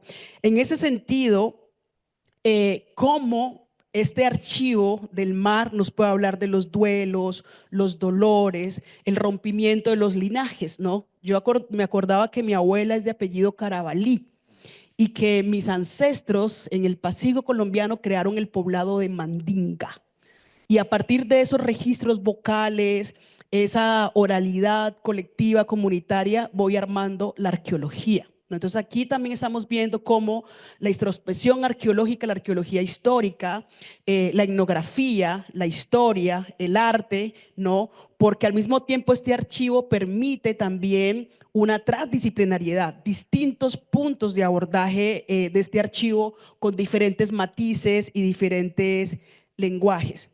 Pero como somos dialécticos, al menos yo soy marxista, también tenemos que hablar del lugar de incubación de proyectos emancipatorios, también atravesados por este archivo del mar o el océano. Y aquí es potente, por ejemplo, todo el legado de las religiones de matriz africanas que llegaron, sobre todo lo que llamaba un intelectual muy importante, Manuel Zapata Olivella, un novelista a quien invito que lo puedan leer. En su novela Chango el Gran Putas se ganó el Nobel, el Gabo, pero no Zapata. Pero Chango el Gran Putas es una novela de 5 sagas, una novela afrodiaspórica, universal, dialoga con el Caribe, se va luego al Atlántico Norte y recorre a partir de diferentes sagas la historia de la esclavización.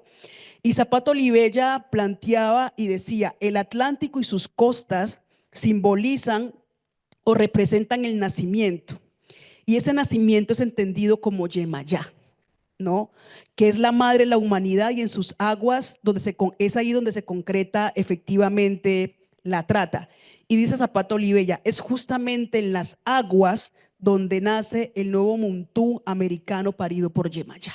Entonces la espiritualidad de matrices africanas como Yemayá son fundamentales e importantes. Sabemos el 2 de febrero lo que pasa en Salvador Bahía, en Río, ¿no? Que es un homenaje también al mar que justamente Ani, como una artista bahiana, nos representa en esta imagen, donde hay unas carabelas puestas en el fondo, donde están al lado de corales llenos de vida. Entonces es la duda, es el antagonismo entre vida y muerte. Nos trajo muerte, pero también nos trajo vida. Entonces hay que verlo también en términos dialécticos. Y finalmente también ahí podemos, como decía Antumi, también revisar en el mar, por ejemplo, los archivos de las revueltas panafricanistas, ¿no? Por ejemplo, la Revolución Haitiana, ¿no? Un principio, mientras la Revolución Francesa arbolaba los ideales de fraternidad, libertad, igualdad, solidaridad, igualdad, pues del otro lado del Atlántico había esclavitud, genocidio indígena, había acumulación y explotación, y cómo esta revolución haitiana tiene una importancia histórica porque en su constitución, su primer artículo dice: de ahora en adelante todos los ciudadanos son negros, ningún propietario con el dueño de amo pondrá un pie en la isla de Haití. ¿Qué está diciendo también el Caribe a principios del siglo XIX? Que no lo dijo la Revolución Francesa, porque tenían esclavizados, y Haití era una colonia francesa. Entonces, ¿qué le está diciendo ese archivo? Está interpelando la historia francesa, porque dice, entonces es un privilegio intraeuropeo de blancos republicanos, pero ¿qué pasa con esos republicanos que hablan de igualdad y fraternidad y tienen esclavizados en las Américas? Hay una contradicción ideológica y política, ¿no? Entonces ahí hay que también mirar esos registros. Y finalmente, como dos poemas, porque yo creo que casi todos los poetas afrodiaspóricos han escrito su pluma sobre el mar. No hay ni uno que yo haya leído que no haya hablado sobre el mar. Y dice el poema La Ruta Dolorosa de Jorge Artel, un poeta afrocolombiano del Caribe, dice: navegante en océano de plomo, sobre rutas de espanto, en cuyo linde azul unió el destino la canción con el látigo, y donde un gran dolor madura como ron alquitranado. Hombre del litoral, mi luminoso litoral atlántico. Y dice la poeta Dina Orozco Achanti, también poeta afrocolombiana del Caribe de Barranquilla: los que vienen remando desde la orilla, por donde descienden las aguas bautismales del Nilo azul, por el verdor encendido de la isla Goré, por la ruta de los cangrejos y manglares. Gracias.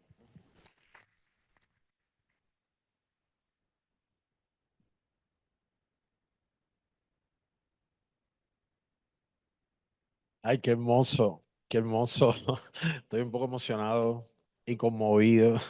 No, pero yo voy a empezar con los mitutos, porque hablar de tanta agua no se puede hacer así.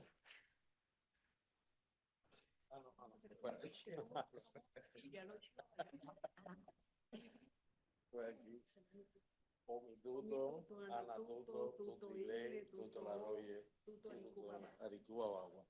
Pues es hermoso participar. Muchísimas gracias por la invitación. Tenía como algunas ideas, pero se me han todas desescalado o desmontado a partir de escuchar las intervenciones anteriores. Sí quería comenzar como con una provocación a la pregunta inicial con la que voy a culminar también, y es decir que yo no necesito que se vacíe el fondo del océano para escucharle, porque yo tengo la espiritualidad del fondo del océano en mi casa. En mi casa vivió Locum y en mi casa vive Yemayá. Y hay otras políticas de la escucha posible a partir de la espiritualidad para entender, hay otras narrativas, otras influencias y otras inspiraciones que nos dejan estas orillas. Así que yo no voy a seguir la lógica racional occidental de la cronología de principio a fin, porque no necesito llegar a ese fin para escuchar el fondo del océano. Y tampoco me interesaría únicamente concentrarme en la narrativa de las políticas del dolor y las pornografías del profundo dolor que ha generado y genera la historia, ¿no? Aunque es súper importante también tener presente todo este saqueo, todo este asesinato, todo este expolio que también ha pasado sobre el agua. Aunque siento que ahí adentro, en el fondo del océano, hay lugares que me interesa conectarme desde el punto de vista artístico y tienen que ver precisamente con la idea del andimú, con la idea de la ofrenda, y justo la ofrenda como posibilidad de congraciar, homenajear a esas diosas, ancestras, espíritus que están ahí potenciando constantemente vida. Cuando hoy estamos hablando de qué hacemos y cuando hablamos de las políticas del amor, de las políticas de la esperanza, de las políticas del antirracismo y el pensamiento negro radical, me remito a eso que susurra el fondo del océano, porque justo en la ritualidad y en el cuerpo filosófico y en el mundo en el que creo, donde se sigue produciendo la vida y donde inicia todo es ahí, justo en el mar, y es una práctica ritual y ancestral que viene desde tiempos remotos y todavía hoy hay que ir a esa playa a buscar los ingredientes centrales donde nuestros orichas van a nacer, ¿no? Y justo con esa idea de la ofrenda creo que hay una contranarrativa importante y hay elementos ahí que empiezan a aparecer que tienen que ver con posibilidades justo de desmantelar, de indisciplinar, de desmontar esas propias lógicas de racionales, narrativas y occidentales que se sitúan sobre nuestras historias, ¿no? Y cosmovisiones.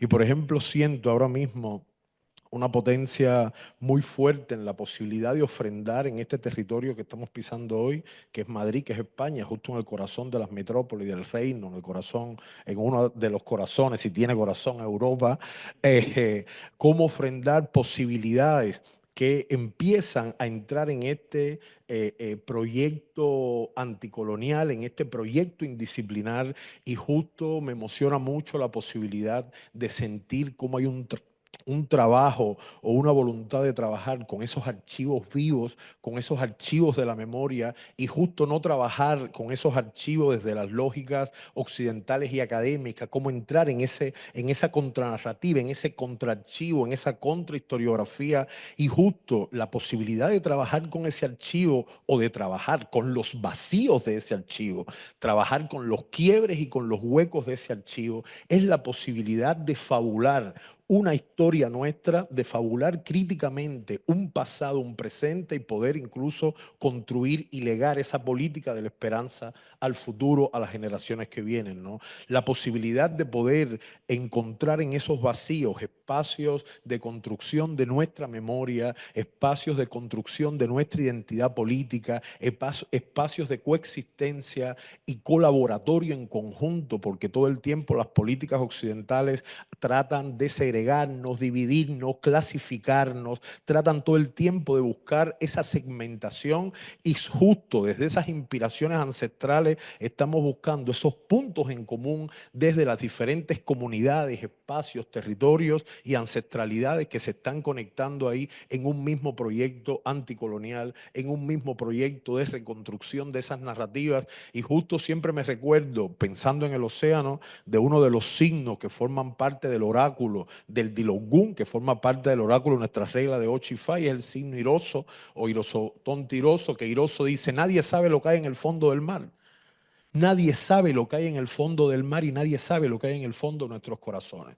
Y justo ahí, en ese espacio del misterio que plantea Iroso, también hay otra posibilidad de generar operaciones que aportan a esa contranarrativa, de ir en contra, no desde esas políticas de la lógica y de la hipótesis, sino estar atravesada la práctica artística, curatorial, desde esas lógicas del misterio, de esas lógicas de lo desconocido, de esas lógicas espirituales, donde no todo tiene por qué estar explicado, ni todo tiene que estar demostrado con una hipótesis, como nos ha enseñado la metodología de la Academia Occidental, ¿no? Siempre con esa ofrenda al mar me recuerdo mucho de la pieza El vuelo del hipotálamo, que es una investigación que desde Ocicán Vivero de Creación llamamos una ceremonia escénica para las muertas y los muertos que han quedado en la travesía, y justo esta ceremonia, que es una ceremonia convivencia con espectadores y espectadores que inicia con una comida y termina con una ofrenda colectiva inspirada en las honras fúnebres de la regla de Ochifá, cómo hay incluso hay una ruptura de la idea del tiempo, una ruptura de la idea de la relación, una fractura de la mirada y del tipo de relación que también desde la práctica performativa tenemos aprendida, ¿no? Y justo ese tipo de operaciones que empiezan a crear esas rupturas o esas indisciplinas que no son fortuitas, que no son efectistas, que estamos ahí poniendo otras formas y son esas formas que vienen a partir de o son formas mucho más coherentes con nuestras ancestralidades y con nuestros espacios de memoria. Y justo si algo susurrara hoy ese mar en cuanto a la creación artística y operaciones que pueden entrar en ese terreno de resignificación, justo estarían ahí, ¿no? Cómo nuestras investigaciones poéticas, artísticas, curatoriales, no están más a tono con nuestras identidades de memoria, no están más a tono o no están más atravesadas estructuralmente por nuestros espacios de ancestralidad y tienen que estar profundamente atravesando todo un marco estético, todo un marco de blanqueamiento, todo un marco de traducción para poder entrar en ciertos circuitos. ¿Cuáles son las obras que están entrando en los circuitos institucionales del arte? ¿Cuál es la posible traducción que entran en cuanto al análisis blanco y occidental? ¿Por qué muchas prácticas, creadores, comunidades, para poder entrar en ciertos espacios tienen que estar constantemente en la violencia de la traducción poética, en la violencia de la traducción estética, en la violencia de la traducción epistémica, en la violencia de la occidentalización?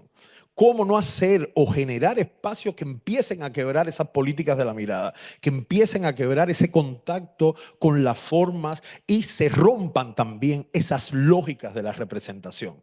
Porque justo comenzaba con la idea de la representación, porque justo estas prácticas tienen que entrar en estas lógicas de occidentalización y blanqueamiento para que puedan entrar o ser representadas en una institución hegemónica de poder, en una institución blanca, y justo aportar para que esa institución blanca demuestre que tiene una representación diversa, étnico-racial en sus colecciones, eventos, muestras, festivales, bienales, etcétera, ¿no? ¿Cómo no entender las prácticas o las curadurías desde otro tipo de indisciplina o desde otro tipo de dinámica? Y justo decía el otro día, ¿no?, que me encantaba la palabra que decía Amanda, esa idea del desafío, ¿no? Esa idea del desafío al archivo, del desafío epistémico, del desafío, pero también de esos otros desafíos que también entran ahí a la idea de instaurar nuestras cuerpas, saberes, prácticas en un espacio de creación, qué exactamente, cómo estamos entrando exactamente y a qué estamos aportando exactamente. Hasta qué punto nuestras prácticas, nuestras piezas, nuestros proyectos están activando realmente un diálogo emancipatorio, están activando realmente un diálogo comunitario, están activando realmente un debate y una ocupación indisciplinada de las comunidades que han estado históricamente excluidas de esos lugares. Hay que salir de la lógica de la representación, hay que salir de la lógica ¿cómo decirlo de manera dramatúrgica?, ¿no? Salir de la lógica de la introducción, desarrollo y fin, de la lógica racional de nuestras vidas, de la lógica aristotélica, gracias Marisa, de nuestras vidas en estos espacios y cómo no entrar desde otro tipo de operaciones que puedan de verdad activar un diálogo vivo, un diálogo comunitario, un diálogo más a tono con estas iniciativas archivísticas, con estas iniciativas curatoriales, con estas iniciativas artísticas que de alguna manera desde su génesis ya vienen desbordando y ya vienen saliendo de esas fronteras tradicionales, ya vienen saliendo de esos espacios tradicionales impuestos y desde la génesis de los proyectos ya vienen experimentando un espacio periférico, indisciplinario y político muy profundo, ¿no? Cómo no aportar desde los posibles espacios de poder o desde los posibles recursos a radicalizar esos impulsos que a la vez va a hacer que se abra un espacio de democratización, incluso comunitario, de las prácticas y salir de las lógicas de la excelencia y de la exclusividad, que también son lógicas que hacen que ciertas prácticas o artistas estén en ciertos lugares y en otros no. Entonces no sé si ha sido también introducción, desarrollo y final. Yo voy fragmentando mucho las ideas, pero sí quería regresar a la idea de que no necesito que se vacíe el fondo del mar para escucharlo, y también regreso a ese signo iroso, porque ahí hay un refrán que para mí es muy importante y tiene que ver: solamente sabe dónde el ñame, que es un tubérculo que se come, que le gusta mucho a los orichas, solamente sabe dónde el ñame tiene el corazón, la punta del cuchillo. Si fuéramos este refrán a traducirlo históricamente, ¿quién sería el ñame? Los pobrecitos negros esclavizados, tarará, y la punta de cuchillo, el opresor. Pero la historia y el mar también ha cambiado. Y ahora el ñame es el racismo estructural cotidiano, y la punta del cuchillo somos nosotros. Y no vamos a matar a nadie, no es una punta de un cuchillo asesino, es la punta de un cuchillo que empieza a abrir grietas en posibilidades, empieza a abrir grietas en instituciones, empieza a abrir grietas en espacios de poder, en sociedades, en países, y esas grietas están abiertas precisamente desde estas políticas de esperanza y de amor, que son las que nos susurra históricamente el mar. Muchas gracias.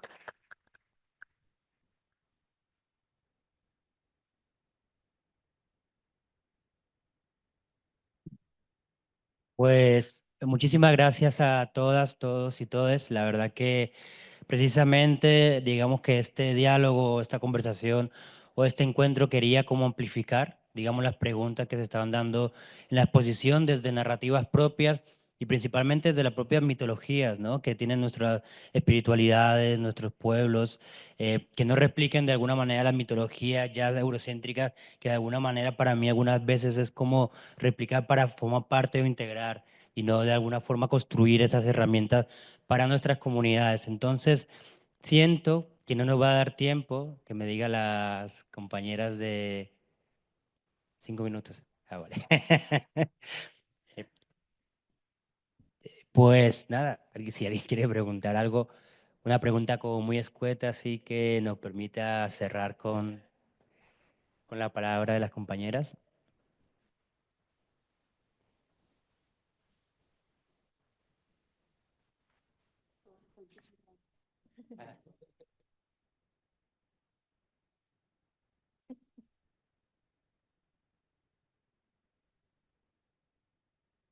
Ninguna para por ahí.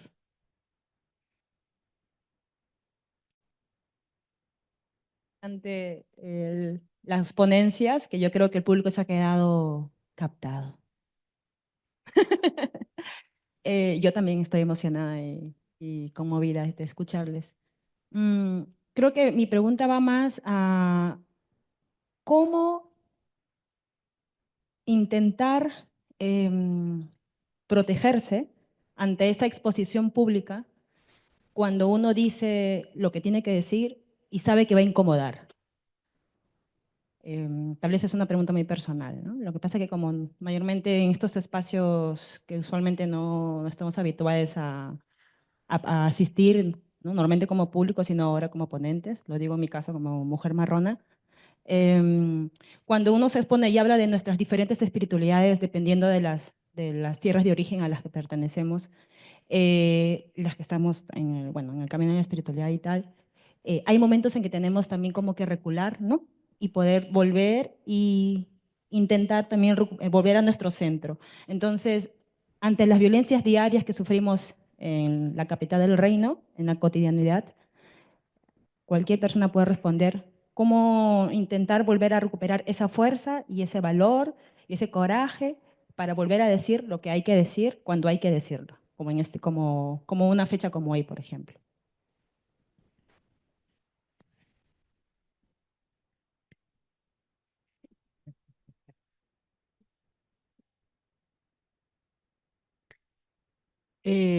Yo no voy a callar, y he perdido trabajos, espacios, vida, pero no me callo, continúo adelante porque soy de la Manigua, soy una cimarrona y tengo un legado atrás de dignidad tan alto que no lo puedo bajar ni un poquito.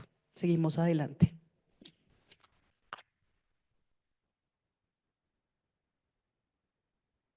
Sí, yo estoy con Amanda y justo de esta práctica ancestral de la que hablo, solamente había un oricha mudo y ni el mudo dejó de hablar. Porque su caracol, Yemayá dijo, voy a hablar por ti, pero tú no te quedas sin hablar. Entonces, y también hablar de todas estas prácticas que también está muy incorporado en ciertas comunidades, como nuestras religiosidades. Hay que guardar silencio de lo que es secreto, de lo que es secreto.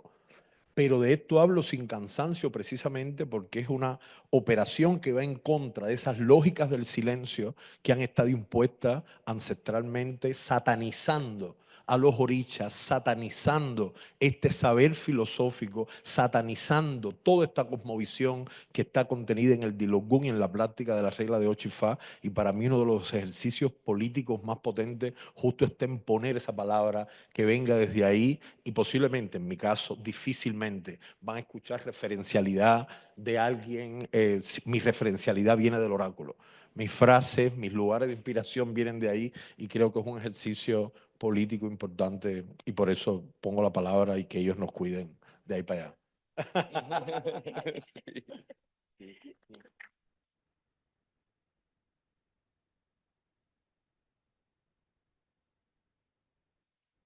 Ah, vale.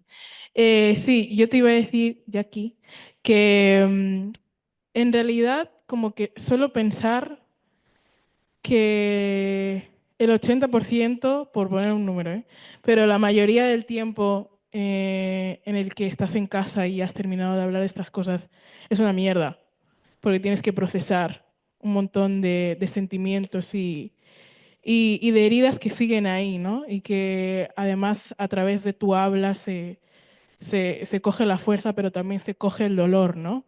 De estos mensajes y de esas cosas, vivencias que al final tienes tú, pero que se han traspasado de generación en generación. Yo pienso que la fuerza no solo está en el mensaje, sino en que si estás aquí y es tu lugar para decirlo, es porque se tiene que decir a través de ti.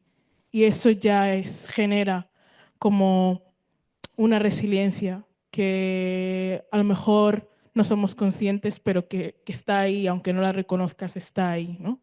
Y que es un arropamiento que no solo es físico, ¿no?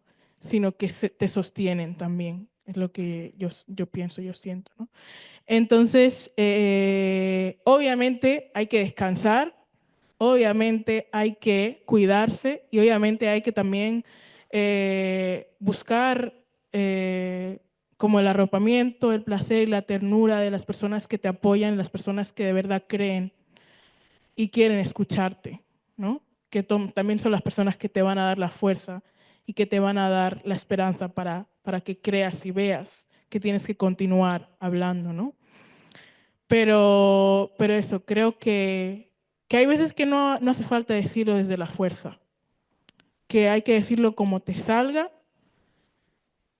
y hay veces que se dice incluso sin hablar, con la acción, ¿sabes? Como que se manifiesta de tantas maneras que espero que no solo te acojas a la fuerza, porque hay como todo un abanico de sentimientos y de emociones que de verdad quieren tomar forma en ese mensaje. Entonces eso. Antumi. Hola, yo normalmente enfoco las cosas de una manera, intento que sea pragmática, ¿no? Se me educaron así. Y entonces yo lo que siempre he hecho es armarme de argumentos, es decir, como normalmente los ataques suelen ser muy simplistas y casi siempre andan en torno a lo mismo, por ejemplo, vete a tu país y este tipo de expresiones, pues yo me he armado siempre de argumentos para contestar a eso rápido y dejar a la persona pues un poco callada, en silencio, en la reflexión, ¿no? Recuerdo desde pequeño cuando me decían vete a tu país, yo decía, ¿tú sabes cuántos españoles hay en Colombia? Y cosas así, ¿no? Son cosas muy sencillas, pero cuando te habitúas a decir las 10, 15, 20 respuestas que tienes que decir, te evitas de dolores de cabeza tremendos. Y luego algunas personas te sorprenden porque algunas de esas personas que te atacan, luego a la larga reflexionan, no todas, pero algunas de ellas reflexionan y me he encontrado casos de personas que han venido con el tiempo y me han dicho, mira, sí, la verdad que no fui justo, etcétera. Pero aquí quiero decir una cosa muy rápido y es que realmente, desde mi perspectiva, que yo respeto todas las perspectivas, pero desde mi perspectiva no me puede hacer daño quien quiere, sino quien puede, ¿no? ¿Y quién puede hacerme daño? A mí realmente solo me puede hacer daño alguien a quien yo aprecie mucho y que sea de la comunidad, básicamente. O sea, eso es la verdad. Y hay que decir que lamentablemente dentro de nuestra comunidad también hay mucho ataque interno y es una cosa que a la interna lo hablaremos, pero que lo tenemos que hablar, ¿no? Que tenemos que reconocernos unas a otras, apoyarnos unos a otros, hacer piña, hacer lobby, como dicen en el mundo anglosajón. Y si no, no se llega. Quiero decir, es que no se llega. Si nos quieren hacer creer que a nivel individual, por nuestras propias capacidades, lo vamos a conseguir todo, es falso, ¿eh? Tenemos que hacer siempre grupos, siempre tenemos que hacer presión, siempre tenemos que apoyarnos las unas a las otras y así de esa manera pues ir haciendo hueco. Y sí, hay un espacio para la crítica interna, faltaría más, ¿eh? Pero siempre dentro del conocimiento de que todas llevamos una carga a las espaldas, ¿no? Y que tenemos que ayudarnos a aliviar esa carga. Gracias.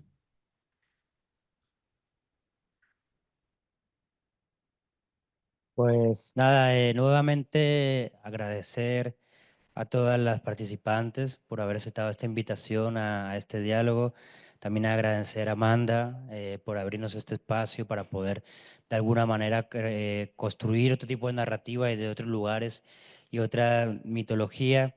Yo siempre pienso que realmente las estrategias que nos permiten sostenernos no se dicen en público, sino que realmente se siguen trabajando y construyendo por fuera y tanto a la interna como por todo el rato, como generando un marco y principalmente creo, y es el punto importante, digamos, del lugar donde estamos, del marco donde estamos, que la creación artística nos va a dar muchas herramientas para construir esos lenguajes otros que nos permitan seguir sosteniéndonos.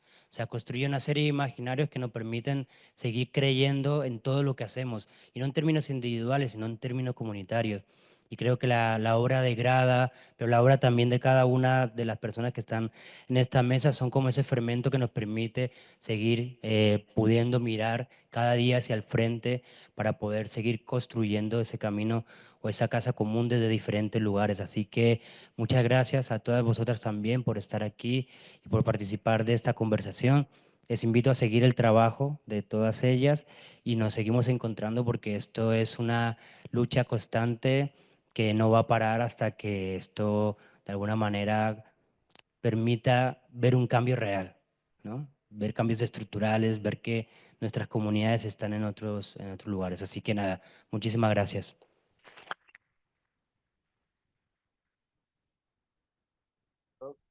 Yo siempre lo evito, pero no puedo irme así y yo le voy a dejar un cantico a las ancestras del mar. Y es un canto que me gusta mucho, cantarme al vuelo del hipotálamo. Y dice, ayer, olio mole, sicuo, olele. Ayer, olio mole, ochure. A coconibe, ma bonile, sicuo, olele. Ayer, ayer. Oh, lo yere, oh, molo ya. Aye, aye, le, lo yere. Agara irawo, aye, aye. Ele, dile yo, molo yere, aye, oh. Muchas gracias. Y la bendición.